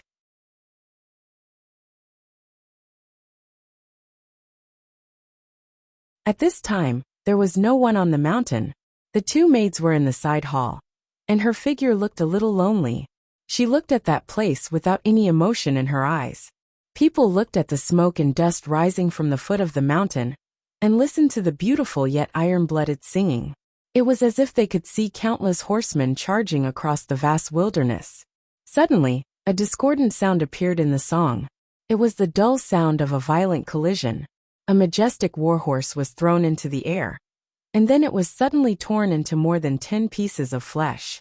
Countless drops of blood sprinkled from the air, like rain falling on the ground, and the pitter-patter sound could be heard from far away. The people around the altar heard the dull sound of the collision, heard the miserable neigh of the warhorse in the air, heard the sound of blood falling, and even heard the sound of the warhorse's sturdy body being torn apart. The dull sound of the collision became more and more frequent, and gradually became one. This time, no one thought that the intruder was in a hard fight, because people could clearly hear that the collision sound was somewhat dull and broken, which meant that each collision was caused by the intruder's weapon smashing the armor of a cavalryman of Divine Hall. The collision sound was very dull, so it could be imagined that the intruder's weapon should be very blunt and heavy. But people still could not understand why the armors of the cavalrymen of Divine Hall were engraved with talismans to increase the defensive power. So how could they be so easily smashed? Even if the intruder had a magic weapon in his hand, how could he have such divine power? More than 10 cavalrymen of Divine Hall were thrown into the air, and more cavalrymen of Divine Hall directly fell into a pool of blood, which could not be seen by people on the front lawn. The smoke and dust slowly and unstoppably moved toward the Peach Mountain. It suddenly became quiet around the altar, and no one spoke anymore. After a long time, a deacon of the judicial department of the Divine Hall hurried to the scene and reported, "Someone has broken into the Peach Mountain." It was this deacon in black who first gave the warning. At that time, his voice was very loud but very calm. He said that someone had broken into the Peach Mountain. But now he sounded a little anxious when he said that someone had broken into the Peach Mountain. Someone broke into the Peach Mountain to state the fact, and the enemy's will. But someone broke into the Peach Mountain. It was just one more word, but it had a completely different meaning, because it meant that the intruder had already arrived in front of the Peach Mountain. Yi Hongyu and the sacred sedan ignored this subordinate. Many people around the altar began to frown, and guess who on earth was breaking into the Peach Mountain at this time? The smoke and dust finally arrived in front of the Peach Mountain. 200 West Hill Divine Guards rushed over with divine knives in their hands. These West Hill Divine Guards were the direct subordinates of the Hierarch Lord. Under the leadership of Luo Kadi, they did not dare to say that they could sweep the world, but they were extremely powerful. Even Ning Ke found it difficult to deal with these West Hill Divine Guards in Chaoyang City of the Yueluan Kingdom. Dull sounds of collisions and fierce fighting rang out in front of the Peach Mountain, and then it gradually quieted down. It was obvious that the West Hill Divine Guards had gained an absolute advantage. The expression on the head of the Revelation Institute's face became a little better, and the divine priests and deacons of the West Hill Divine Palace also felt a lot more relaxed, thinking that everything should be fine now. At this moment, the intruder's song rang out again. This song, which was like a wilderness with green grass and bloody slaughter, seemed to have some kind of magic. The surroundings of the altar quieted down again, and the battle in front of the Peach Mountain became fierce again. The believers at the periphery of the front yard suddenly scattered to both sides. Amidst the exclamations, there was a whistling sound of wind breaking. Several West Hill Divine Guards were blown away, covered in blood, and hit the big green tree in the distance. Only a few cracking sounds could be heard, but the green tree did not move, while the West Hill Divine Guards became bloody corpses. The people of the West Hill Divine Palace, and the guests who attended the Right to Light were not moved by this scene. They were sure that the intruder had just entered the knowing destiny state. They did not know why he was so powerful. However, there were countless masters in the front yard of the Peach Mountain. Why would they be afraid of such a person? Chen Pippi sat on the altar and stared at the battlefield outside the front yard. He looked at the indistinct figure in the smoke and dust. His face turned pale, and his hands trembled more violently. Yi Hongyu in the sacred sedan, and Ning Ke in the crowd were also staring at that place. In front of the Divine Hall of Light, Sang Sang did not look down the mountain, nor did she look up at the sky. Instead, she looked to the north with her hands clasped behind her back. She looked at Chang'an and the past. Listening to the song coming from the foot of the mountain, she remembered that many years ago in the human world, on the cliff by the snow lake, she had once sung a song to someone, even though that song had no lyrics or melody. Now that she thought about it, it was really a funny thing. She suddenly frowned. She realized that when Chen Pippi was about to tear his belt, she also felt that it was funny. But wasn't it funny to feel funny? The West Hill Divine Guards were defeated.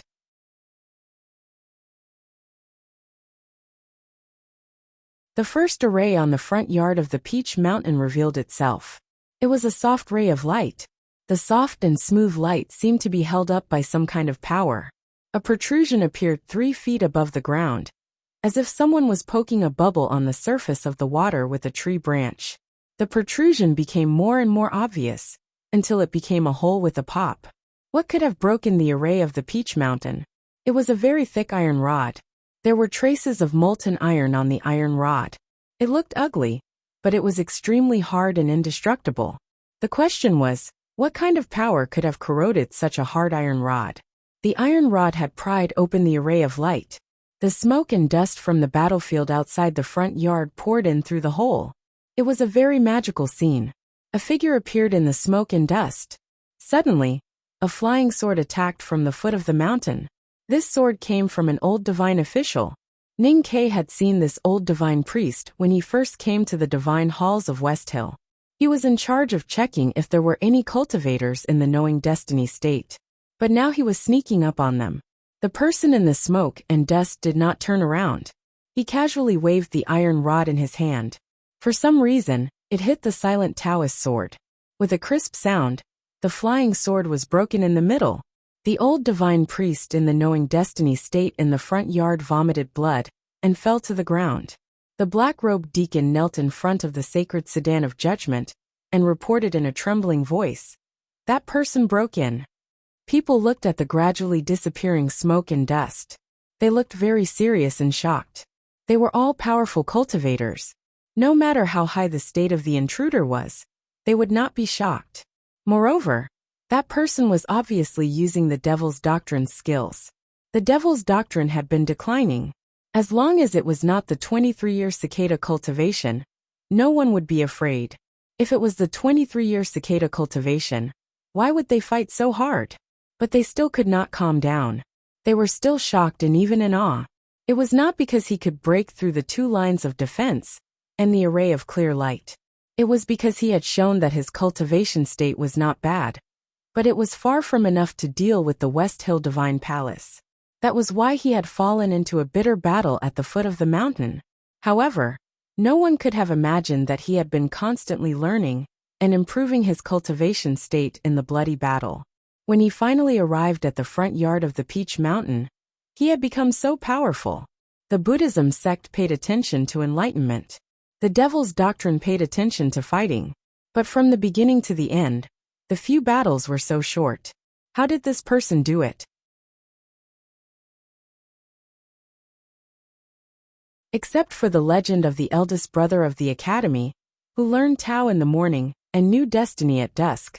When had such a shocking thing happened in the cultivation world? Who was that person? Chun Pippi looked at the figure in the smoke and trembled even more violently. The water in the bowl spilled out, and his clothes that had just been dried became wet again. He knew who she was and why she sang. That song not only gave her courage, but also gave him confidence. She sang to tell him, "I'm here, hold on a little longer." In the crowd, Ning Ke looked down at the soil under his feet and said nothing. In the sacred sedan, Yi Hongyu thought for a moment and reached out her right hand to hold the natal Taoist sword beside her. The smoke and dust gradually settled, and a petite figure appeared. She had long jet-black hair, which was braided into a long braid, swaying gently behind her. She wore clothes made of animal skin, which had been cut by countless swords and the edges were torn. There were many wounds on her body and blood kept dripping to the ground. Her name was Tang Xiaotang. She came from Chang, and thousands of miles away, and was covered in dust. She was battered and exhausted but looked majestic. She looked at the hierarch of West Hill in the giant sedan and asked, "Who dares to say that there is no one in the academy?"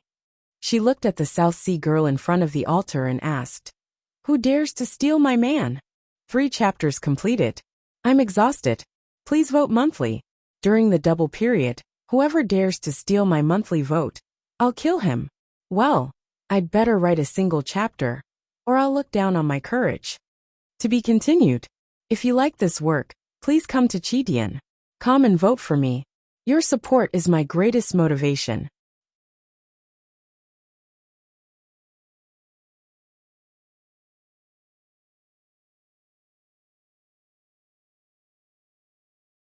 Chapter 883. Chun Pippi used all his strength to stop his trembling right hand from spilling all the water in the bowl. He looked at the dusty Tang Xiaotang and said, "You are here." It was not a question but a statement, because there was no need for confirmation. He heard her beautiful voice and saw her figure. Although he did not want her to come, she had come. Yes. Tang Xiaotang looked at Chun Pippi on the altar through the crowd on the front yard and said, "Then will you come with me?" Chun Pippi thought about it seriously and said, "If you can take me with you, of course I will."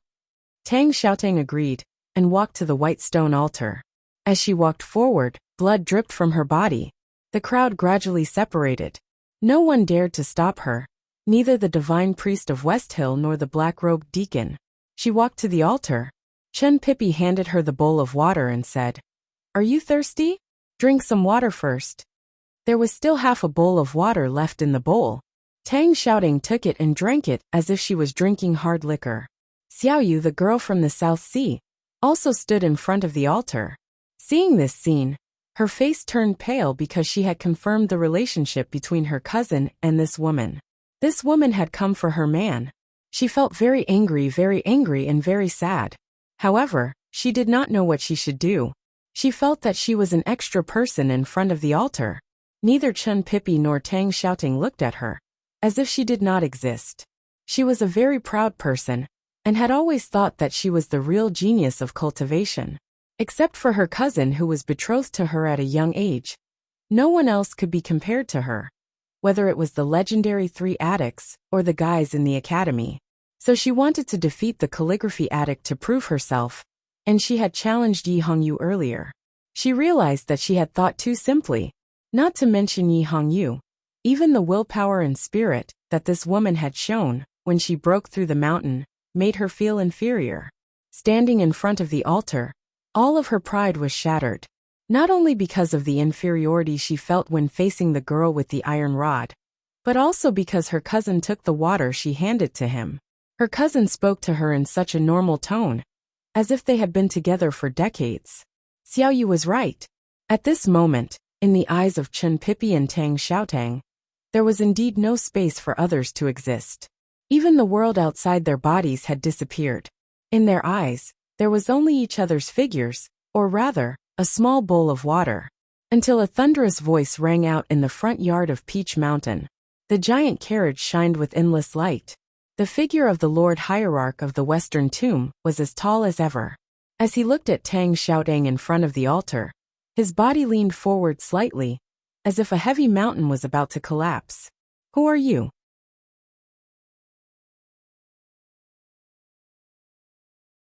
"What does it have to do with Lin Wu?"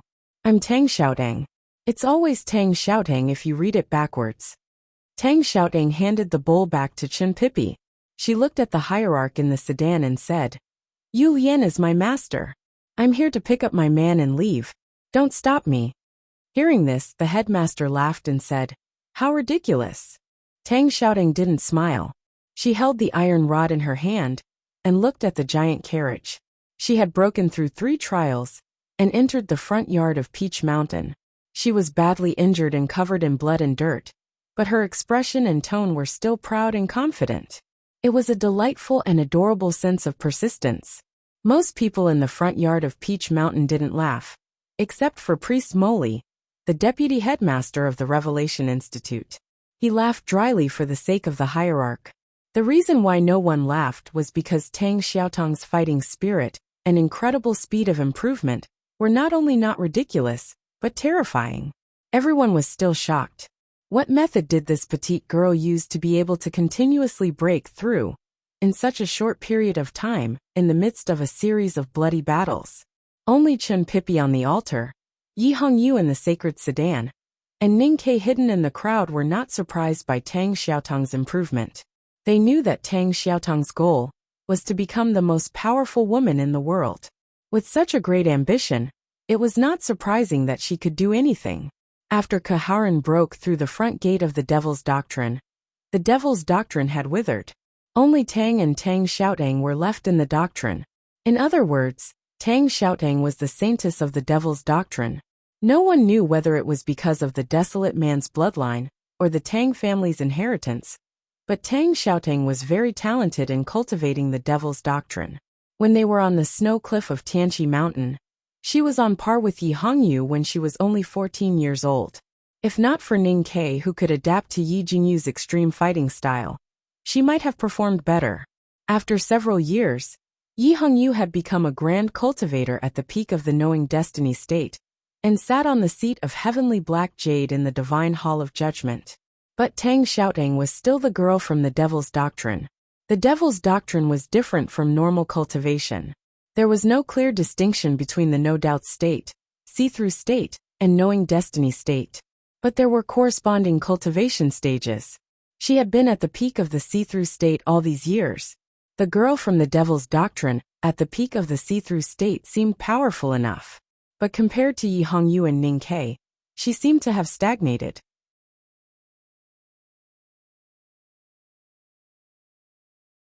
If Ning Ke was educated in the academy and had a series of adventures, and Yi Hongyu's rapid progress was due to her strong Taoist heart and Lu Bai's letter, then what about Tang Xiaotang? She had also studied in the academy for many years. Her teacher was the most mysterious grandmaster of the devil's doctrine in the cultivation world, and the 23-year cicada cultivation that was not inferior to Lu Bai. Why had she not made any progress?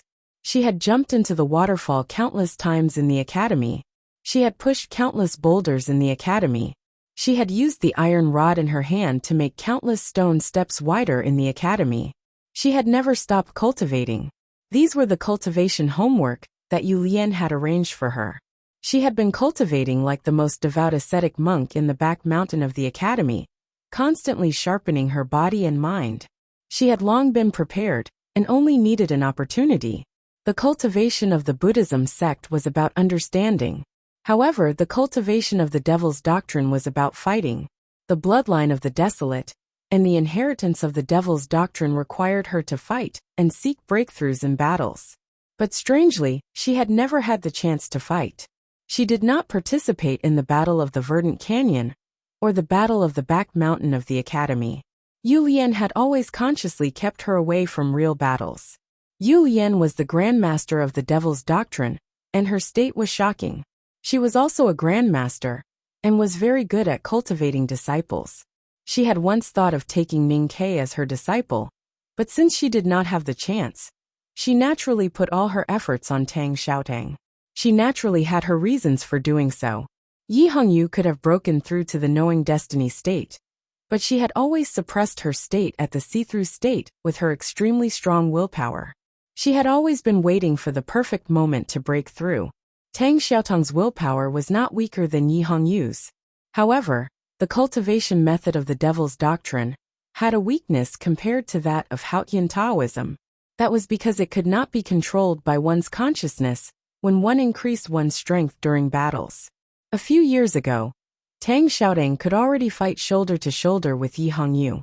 Since Yu Lian had taken her as a disciple, she naturally would not let her disciple be inferior to Yi Hongyu after a few years. She had to give Tang Xiaotang a perfect moment to break through the realm. Since Tang Xiaotang could not suppress herself like Yi Hongyu, then she had to do it. She had suppressed Tang Xiaotang for many years just to wait for that moment to come. Today was the right to light in the front yard of the Peach Mountain. Chen Pipi was about to be burned to death by Haotian's divine flame. Tang Xiaotang had to travel thousands of miles to save him.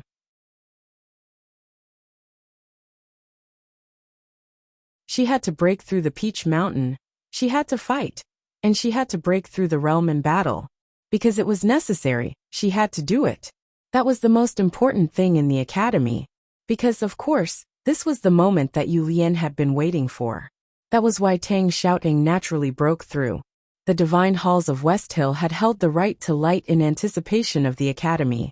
However, who would have thought that after such a long time and so much preparation, it would be a second-generation disciple who showed up? Tang Xiaotang's state was indeed very powerful. However, she was still young. There were at least 10 powerhouses gathered in the front yard of Peach Mountain, who were more powerful than her in terms of state.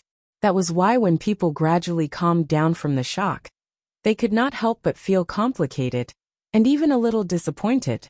It was like a punch that had been prepared for a long time to kill a fierce tiger, only to suddenly appear in front of you as a pure little rabbit. It was like the son of a minister who had died of injustice, spending decades to set up an extremely complicated and horrifying conspiracy to kill the emperor on the throne. However, on the night of the conspiracy, he suddenly found out that the emperor had died of illness, and the one sitting on the throne was only a little boy less than 7 years old. The most disappointed person was, of course, the hierarch lord of West Hill.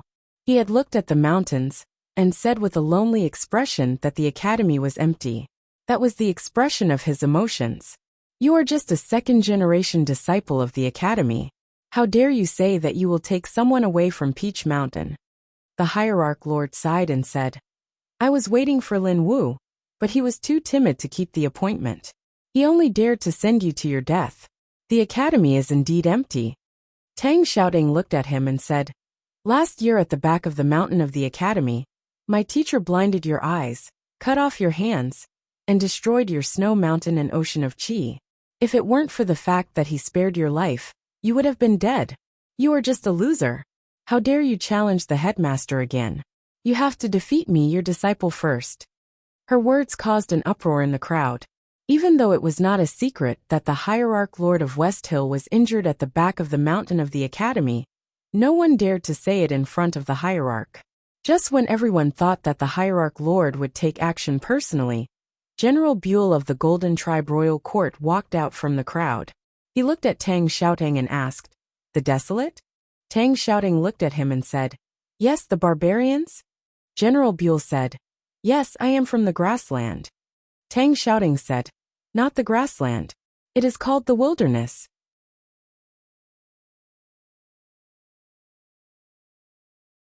General Buell said, It was called the wilderness when the desolate existed.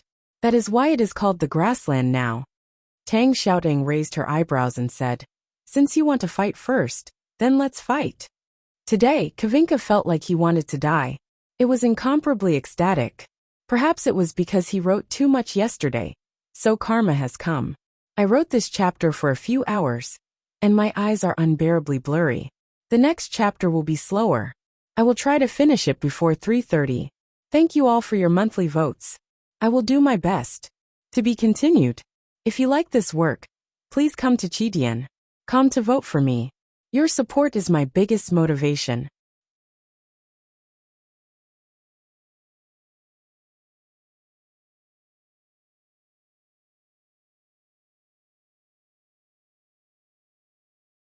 Chapter 884. People on the front yard of Peach Mountain listened to the simple conversation, but they could not understand it.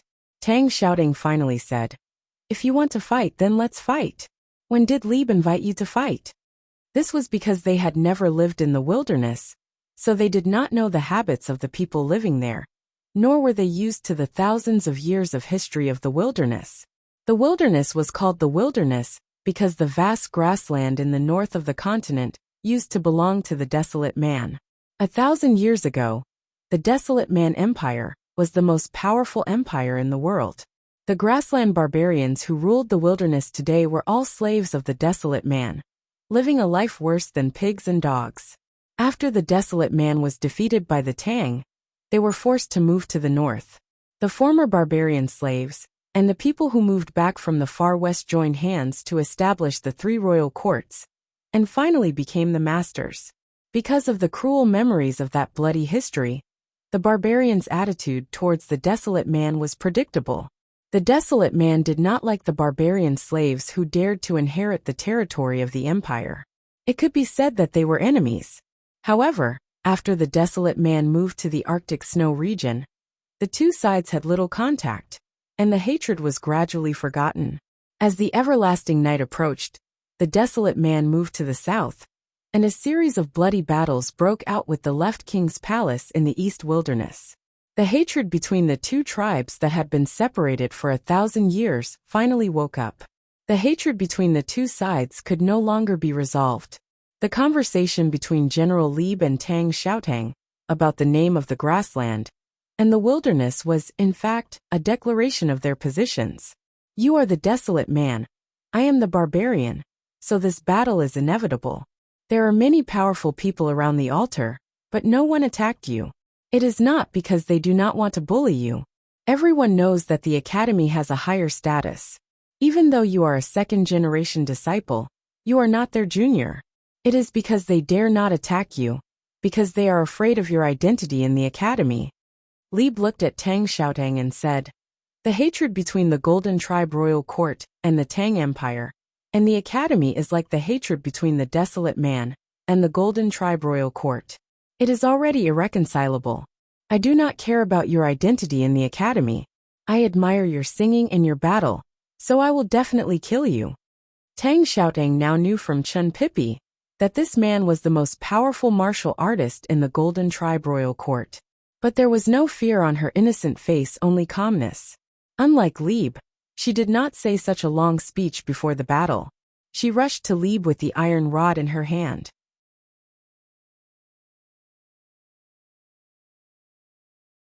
Her leather boots landed on the ground and crushed the peach blossoms. The iron cudgel whizzed down and hit Lieb's face. It was simple and direct. Lieb drew the scimitar from his waist and charged forward. His attack was also simple and direct. Both of them lived in the wilderness, so their fighting styles were very similar. There were no fancy tricks or conspiracies. It all depended on who was stronger and whose cultivation was more profound. The saber and cudgel clashed, producing a thunderous boom. The divine priests and deacons with lower cultivation bases near the altar paled at the sound of the explosion. The ordinary believers on the front plateau felt a sharp pain in their ears. They covered their ears and sat down. Lieb's pupils constricted because the knife in his hand was broken. His scimitar, which was as sharp as snow, did not manage to cut through the crude iron rod in Tang Xiaotang's hand. Instead, it was shattered into pieces. What kind of weapon was this ugly iron rod? It was able to pierce through the clear light array of the Peach Mountain. How could it smash his refined saber into pieces so easily? People on the front plateau of the Peach Mountain looked at the iron rod in Tang Xiaotang's hand differently. They did not know that this ugly iron rod was a sacred relic of the Devil's Doctrine. It was originally a huge blood-red scimitar. In the Battle of Chang'an, the Abbey Dean created 7 Tianqi rainbows and tried to escape. Yu Yin jumped up to the sky and cut the rainbows with this blood-red huge scimitar. The blood-red huge scimitar cut the rainbows and was eroded by the power of Haoyin contained in the rainbows. However, its essence remained the same. Tang Xiaotang used it as a crowbar on the stone steps on the precipice. After all, it could even cut the rainbows. What kind of weapon in the world could stop it? The moment the blade and rod clashed, the victor was decided.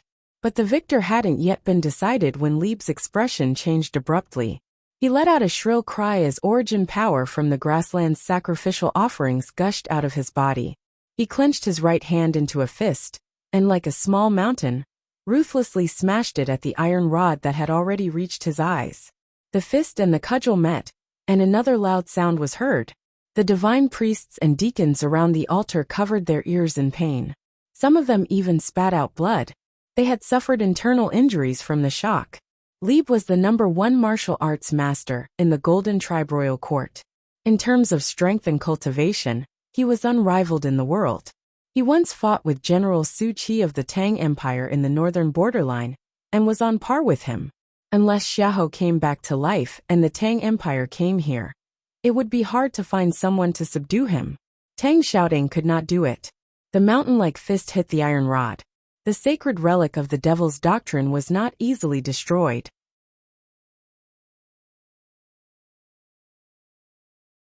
It did not deform at all, but the overwhelming power was transferred from the iron rod to Tang Xiaotang. She was knocked back with blood dripping from the corner of her mouth. Her hand holding the iron rod was slightly trembling, but she pressed her lips tightly and did not make a sound. The saber that had accompanied him for so many years was destroyed. Lieb's ferocity was aroused. He punched Tang Xiaotang and did not stop. He shouted and rushed forward with his fists clenched. He was forced to stop after 2 steps. Because Tang Xiaotang was here again. She did not adjust her qi circulation, or even wipe the blood from the corner of her mouth. She held the iron rod in her hand and rushed forward again. The scattered peach blossoms in front of the altar were all crushed into dust by her leather boots. Tang Xiaotang and Lieb met again. Both of them used short weapons, cudgel and fists. It was as if two hills had collided with each other. The front yard of Peach Mountain was once again filled with a deafening roar. The air was shaken violently, and the wind whistled. Tang Xiaoting was knocked back again, this time even further. Fresh blood dripped from her body, and it was a tragic sight. However, she let out a clear shout, and charged back into the arena once again. Her youthful face was filled with stubbornness and ruthlessness. The iron rod fell again, and the mountain-like fists hit again. The powerful forces met again and separated again. Tang Xiaoting did not know how many times she had rushed forward. Although she did not manage to knock Lieb down, she did not stop and did not take a break. Lieb did not move forward again except at the beginning. Terrifying crashing sounds could be heard all around the altar. Many priests and deacons could no longer hold on, and fell to the ground. Dozens of ordinary believers, who were closer to the altar, directly fainted from the vibrations in the air. Translator, Endless Fantasy Translation Editor. Endless Fantasy Translation. All the powerhouses watching the battle were greatly shocked. Tang Xiaoting was obviously not a match for Lieb, but she kept attacking. Her strong fighting will was too terrifying. Ning Ke stood in the crowd and thought of the scene he saw at the gate of Chang, and several years ago. At that time, Tang Xiaoting was cheated of all her money, and had to beg all the way to Chang'an. Thinking that she could not embarrass the academy in Chang'an, she decided to be a performer. She lay on the bench and smashed rocks on her chest. Today, when he saw her constantly attacking Lieb, he seemed to see an iron hammer pounding on a thick bluestone. Under the bluestone lay a little girl. Her breasts were not big, so the bluestone could not be flatter. As the iron hammer kept pounding on it, the bluestone would eventually break. Chen Pippi stood on the altar and watched the battle in silence.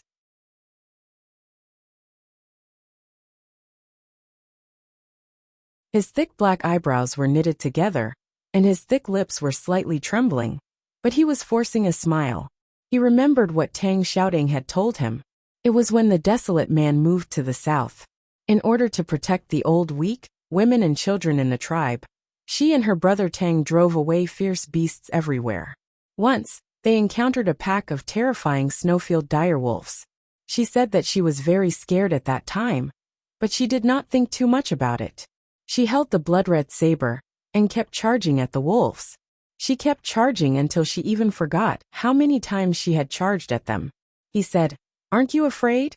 She said that as long as she started fighting, she would forget her fear. In the front yard of Peach Mountain, the collision between the two cultivators continued. The peach blossoms had long been broken, and even the wind was broken. It seemed that it would never stop. Just when everyone felt that their hearts were about to burst and shatter, the sound of impact suddenly stopped. Everyone looked at the battlefield in astonishment, only to find that the battle had ended at some point in time. The battle had ended, not because Tang Xiaoting had stopped her charge. It was because Lebu took a step back. The proud top martial artist of the Golden Tribe Royal Court retreated into the crowd in silence. Tang Xiaoting was covered in blood. Blood was dripping from the corner of her mouth, and her hand that was holding the iron rod. She had broken many bones, but she still stood straight, as if she could charge again at any time. Lebu was not injured, but his face was a little pale. His right hand was slightly trembling, and it seemed that he would not clench his fist again in a short time. The battle ended because he chose to take a step back, which meant that the situation was under his control. Only in this way could he end the battle easily. He still looked powerful. Tang Xiaotong's braid was untied, and she looked very embarrassed. She was no match for Lebu, and she was covered in wounds. But it was Lebu who took a step back first. The battle seemed to be inconclusive, but in fact it was already over. Lebu was definitely the winner in terms of strength, but he would rather admit defeat. "I admit defeat." Lebu looked at Tang Xiaoting and said, "I've seen people who are not afraid of death, but I've never seen anyone like you. I didn't understand why you were so crazy at first, but when I thought of your background, I understood. So I admit defeat. I want to kill you, but I don't want to risk my life to fight you. I'm not crazy." Tang Xiaoting was a desolate man, a descendant of the devil's doctrine, and a disciple of the academy. That was her background. In many people's eyes, The desolate men on the battlefield were all crazy. The devil's doctrine also liked to produce crazy people, and the academy had the most famous crazy person in the history of cultivation, Crazy Ke.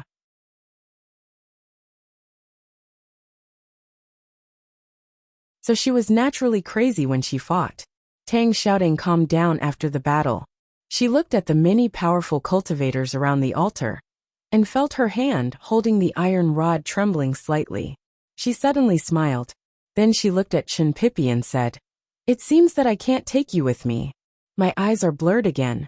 I really don't understand why. I only have 2 chapters today, and 3 tomorrow. If I'm in good condition, I can try to write 4 chapters. I wish everyone a happy holiday. I'm wondering if I should write a single chapter."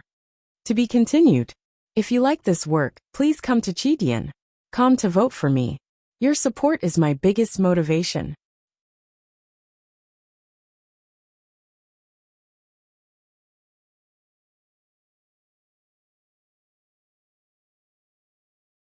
Chapter 885. The real powerhouses on the front yard of the Peach Mountain had not made their move yet. The national master of the Golden Tribe Royal Court and Zhao Nanhai were both unfathomably powerful. Yi Hongyu had already proven her power. Qi Nian, who had been silent and almost forgotten, was a world wayfarer at the same level as her brother and Yi Su. Not to mention the hierarch of the West Hill. General Buell had injured her badly. Tang Xiaodong thought about it, and realized that no matter how hard she tried, she would not be able to take her man away. Logically speaking, Chen Pipi, who was waiting to be saved, should be more depressed than her at this time. But he didn't seem to think so. There was a smile on his round face. "Why?" he asked Tang Xiaodong. Tang Xiaodong looked at him and explained seriously. "Because I can't do it anymore." Chen Pipi said, "Of course you can't." Tang Xiaodong said, "We can die together." Chen Pipi said pitifully, "I don't want to die." Tang Xiaodong said, "What's there to be afraid of?" Chen Pipi said, "I don't want to die with you." Tang Xiaodong was not happy. She lowered her head and said nothing. Chen Pipi rubbed her hair and said with a smile, "Since you are here, you are a member of the Chen family. So you must listen to me. You can't die with me." Tang Xiaodong lowered her head and said, "I won't leave." Chen Pipi said, "Don't worry. I won't die either. We can't die.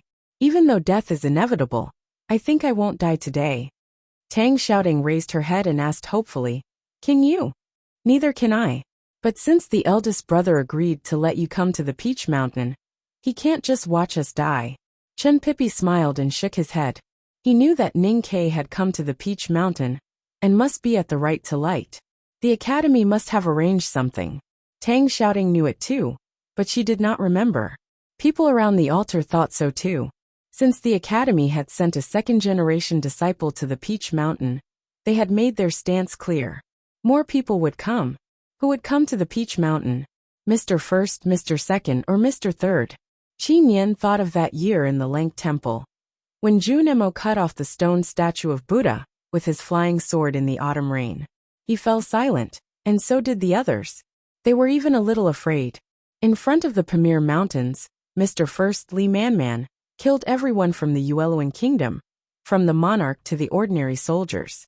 Master Qi Mei of the Xinkong Temple was seriously injured before he could even fight back. After that, he traveled thousands of miles in the human world with the invincible Abby Dean for several days, before the final battle took place in Chang'an.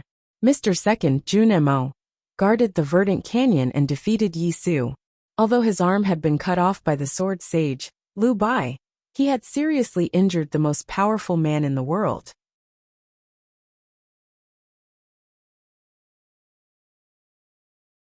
Mr. Third Yu Lian was the legendary 23-year cicada cultivation. At the back of the mountain of the academy, she had injured the hierarch Lord badly. Even though the divine halls of West Hill had tried to hide it, the Tang Empire had been spreading the news. Not to mention that in the Battle of Chang'an, she had jumped into the sky and cut off the rainbow, leaving the Abby Dean in Chang'an. The 3 masters of the back of the mountain of the academy had shown their shocking power in the battle against the Tang Empire. Even though it was said that they had not fully recovered, and the divine halls of West Hill must have made preparations. Would their preparations work if they really came to the Peach Mountain today? Could Taoism really win? The eldest brother was not on the Peach Mountain. He was in a small town on the border between the Yin Kingdom and the Song Kingdom. It was autumn, and he had already put on a cotton-padded jacket. The ladle that had been tied around his waist for many years had been broken in front of the Pamir Mountains. Now it was an ordinary wooden stick. Perhaps it was because he did things slowly and spoke slowly that he was called Li Man Man. He walked very slowly today, even slower than he had walked in the past. He had fought with the Abidine for 7 days in the human world, and in the bloody battles in Chang'an. The eldest brother had been badly injured, and many of his bones had been broken. Even though he had recovered and no longer had to sit in a wheelchair, he still could not walk very fast. Apart from that, there was another reason why he walked so slowly. He was very nervous, even less nervous than when he was facing the Abidine. It took him a long time to walk into the depths of the small town. He walked to the front of the calligraphy and painting shop, and slowly lifted the front of his robe. He slowly crossed the threshold and bowed to the man inside. The man was sitting on a chair in the shop with a flagon in his hand. His face was wrinkled and his hair was white. He looked like he was in his 40s, but he also looked like he had lived for more than 4,000 years. "Greetings, sir," the eldest brother said to the man in the chair. The owner of the calligraphy and painting shop walked out from the back room and looked at Li Man Man as if he did not know him. He asked, "Would you like to drink tea or wine?" "Tea and wine are both good stuff." The eldest brother said, "I'll drink water." The man in the chair said to the owner, "You go in first. Don't come out unless necessary." The man with the flagon in his hand was the drunkard. The owner was Chao Xiaoshu from Chang'an. They had not known each other for a long time, but they were very familiar with each other. The drunkard did not want him to die, so he let him in. Only the drunkard and the eldest brother were left in the front shop. The drunkard said, "You walk too slowly. It seems that you have not recovered yet."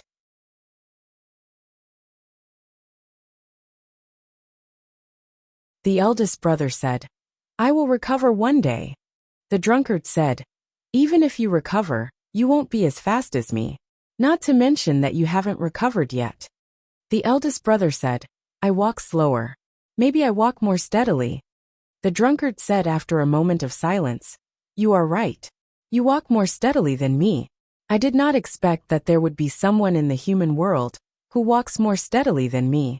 But you are still no match for me." The eldest brother said, "I have only cultivated for a few decades. Of course I am no match for you."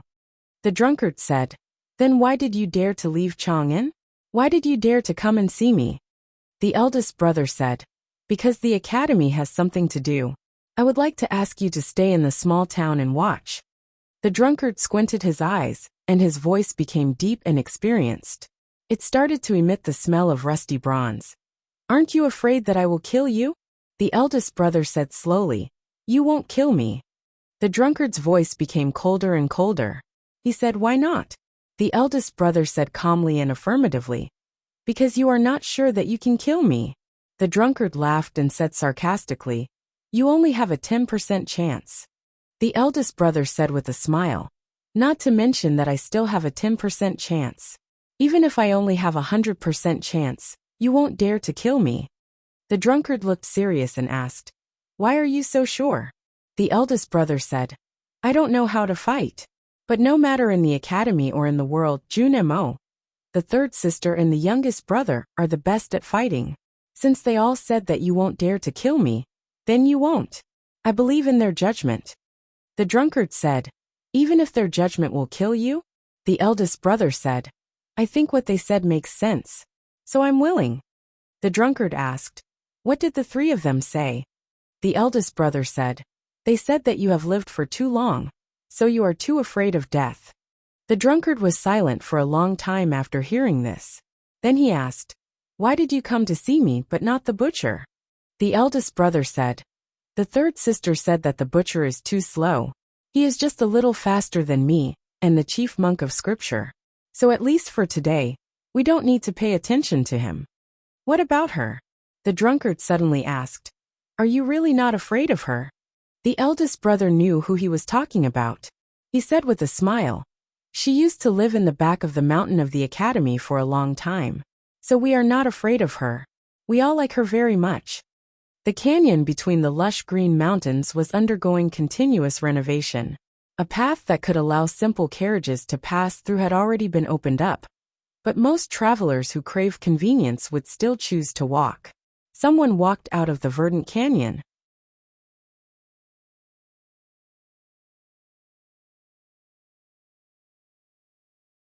The man among them wore a bamboo hat, plain clothes, and held a cane in one hand. He looked like an ascetic monk that Murano had seen by chance. However, the woman by his side held an embroidered cloth in her hand and wore red clothes. She looked extremely charming, like a bride that had just gotten married. Such an incongruous combination was the second brother of the academy, Junemo, who had cut off his black hair and decided to cultivate Buddhism, and his wife, the seventh sister Muyu. Junemo looked at the dark and fertile fields in front of the verdant canyon. He thought about what happened here half a year ago, and his broken right arm. He was silent.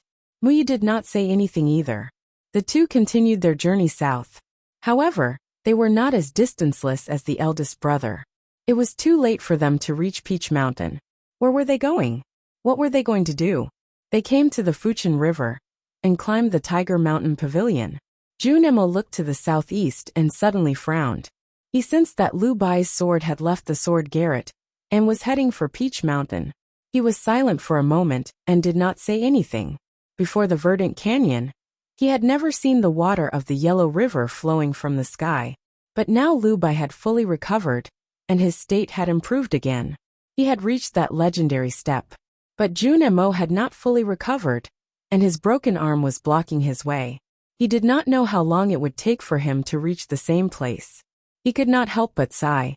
He looked in the direction of the West Hill Divine Kingdom, and seemed to see Lu Bai's sword flying toward Peach Mountain. He seemed to see the woman in front of the Divine Hall of Light on Peach Mountain. He also seemed to see the skinny little girl kneeling on the ground on the nameless mountain in the north of Chang. And several years ago, he did not know which one was her. He only knew that she was extremely powerful. What if she strikes?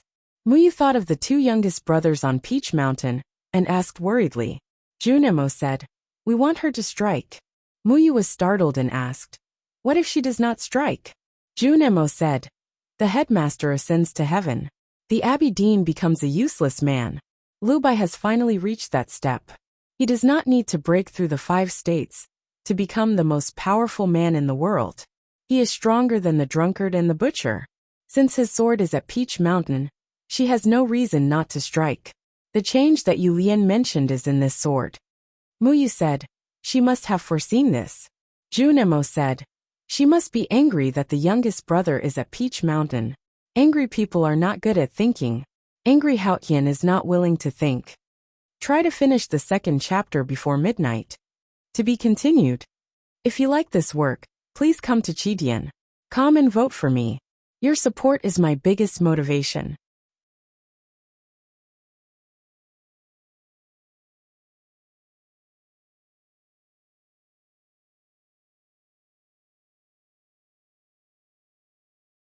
Chapter 886. The autumn in the depths of the wilderness was colder, but the man standing among the mountains did not seem to feel the cold. His leather clothes were leaking, revealing his strong body. His body seemed to contain an infinite amount of power. With a casual wave of his hand, he could destroy a mountain and break a city. However, at this moment, he was like a stone statue, not daring to move. It was not because of this, but because there was a very small carriage on his back. There was a petite girl sitting on the carriage, and he was afraid that she would be uncomfortable from the jolting. He was the world wayfarer of the Devil's Doctrine Tang. The girl in the sedan looked only 12 or 13 years old, and she was holding her chin in boredom. She was his teacher, the current Grandmaster of the Devil's Doctrine, 23-year cicada cultivation. Of course, she was also the third sister of the back mountain of the academy. Her name was Yu Lian. After the battle with the Abbey Dean in Chang'an, Yu Lian jumped into the blue sky and then fell into the snow street. Even though her devil's kung fu had reached the sublime state, she was still badly injured. Her ankles, which were as hard as diamonds, were all broken into pieces. It was not easy for her to get out of the wheelchair, but it was still inconvenient for her to walk. Therefore, after coming to the wilderness, she sat in the sedan and let Tang carry her around. She looked at the vast wilderness in front of the majestic Tianqi Mountain and the faintly discernible gorge.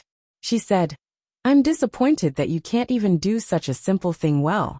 The cold wind blew, and her twin ponytails swayed gently behind her, looking very cute. Her eyes and brows were clear and cute, but she was expressionless and had the bearing of a grandmaster, looking very scary. Tang said, "The news that the Golden Tribe Royal Court is going to attack Helan City in the deep winter has spread throughout the wilderness.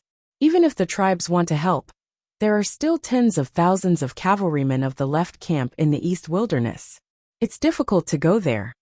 Yu Lian said, "We can go there naturally if we kill all the cavalrymen of the barbarians." Tang did not understand and asked, "How?" Yu Lian said in a very normal tone, "Your injuries have healed. With your current cultivation, is it difficult for you to kill 200 barbarians in a day?" Tang thought for a while and said, "It should not be difficult." Yu Lian said, "If you kill 200 in a day, you can kill 20,000 in 100 days. Even if there are 40,000 cavalrymen of the left camp, they will be destroyed by you." Tang was speechless. He thought, how could they just stop there and let you kill them? Moreover, why would they arrange 200 cavalrymen for you to kill every day? What if 10,000 cavalrymen attacked at the same time? Ultimately, combat wasn't a simple math problem.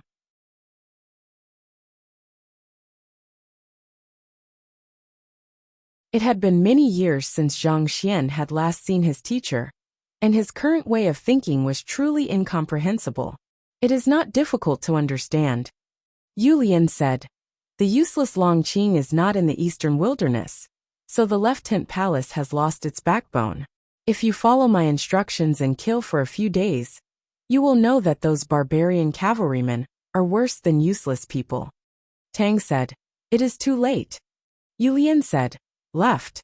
Of the Tang said, "Tang it." After a moment of silence, Tang asked, "Then why did you come to the wilderness instead of Peach Mountain?"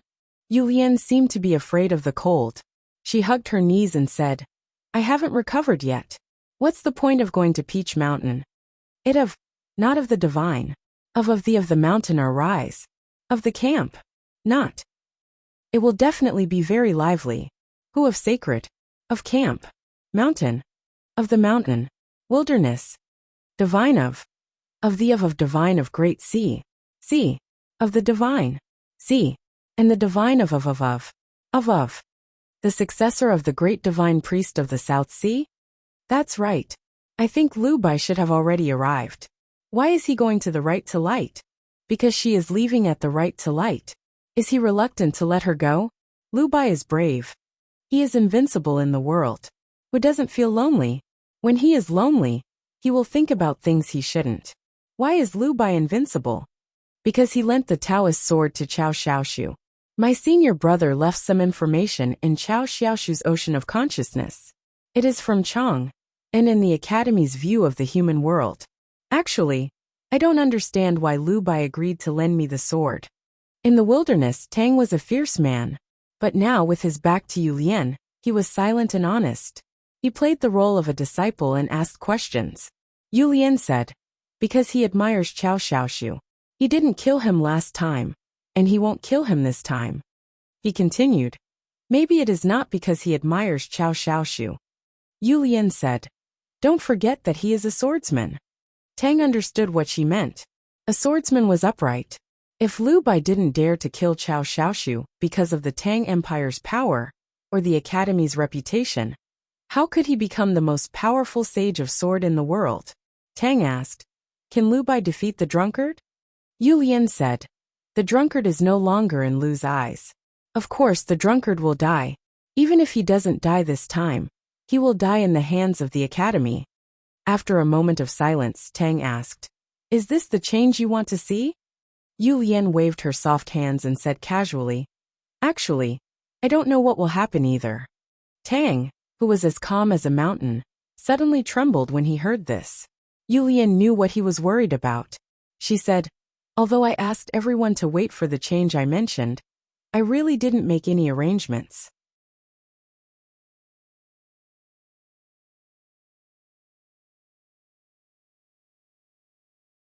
How can a man's plan be better than God's plan?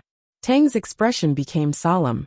His most beloved sister should be fighting for that damned fatty on Peach Mountain. If everything was going according to God's plan, how could she succeed and leave? Do you mean that Lu Bai might not make a move? Jun Mo and I both think he will, but we don't know when he will do it. Of course, as long as he does, the one in the Divine Hall of Light will be in trouble. You can say that this is the change. Even the headmaster of Academy can't defeat her, let alone Lu Bai. Lu Bai himself should know that he can't defeat her, but he still took out his sword. This means that he thinks the Academy's idea is interesting, and he wants to participate in such an interesting thing. What's interesting? Yulian said. We told him that as long as he takes out his sword, she will be in trouble. If Haotian finds it troublesome, it's probably not very interesting for someone like Lu Bai. Tang frowned and asked, what kind of trouble? Yulian said, even if she is Haotian, she will have to pay a price to suppress the most powerful person in the world. This means that she will be weak, worried and sentimental. Tang was puzzled and said, I don't understand. As long as she starts to worry and become sentimental, Ning Ke might be able to defeat her. Yulian smiled and said, earlier I said that it doesn't matter who goes to Peach Mountain today. This does not include youngest brother. He is meaningful, and he is on Peach Mountain now. Tang still couldn't understand. Even the headmaster of Academy couldn't defeat her. How could Ning Ke? This is the second chapter. The plot is here. There are only 2,000 words. I will try to finish the next chapter as soon as possible. To be continued. If you like this work, please come to Chidian.com to vote for me. Your support is my biggest motivation. You're tuning in to the Li Mei's Sword of Destiny YouTube channel.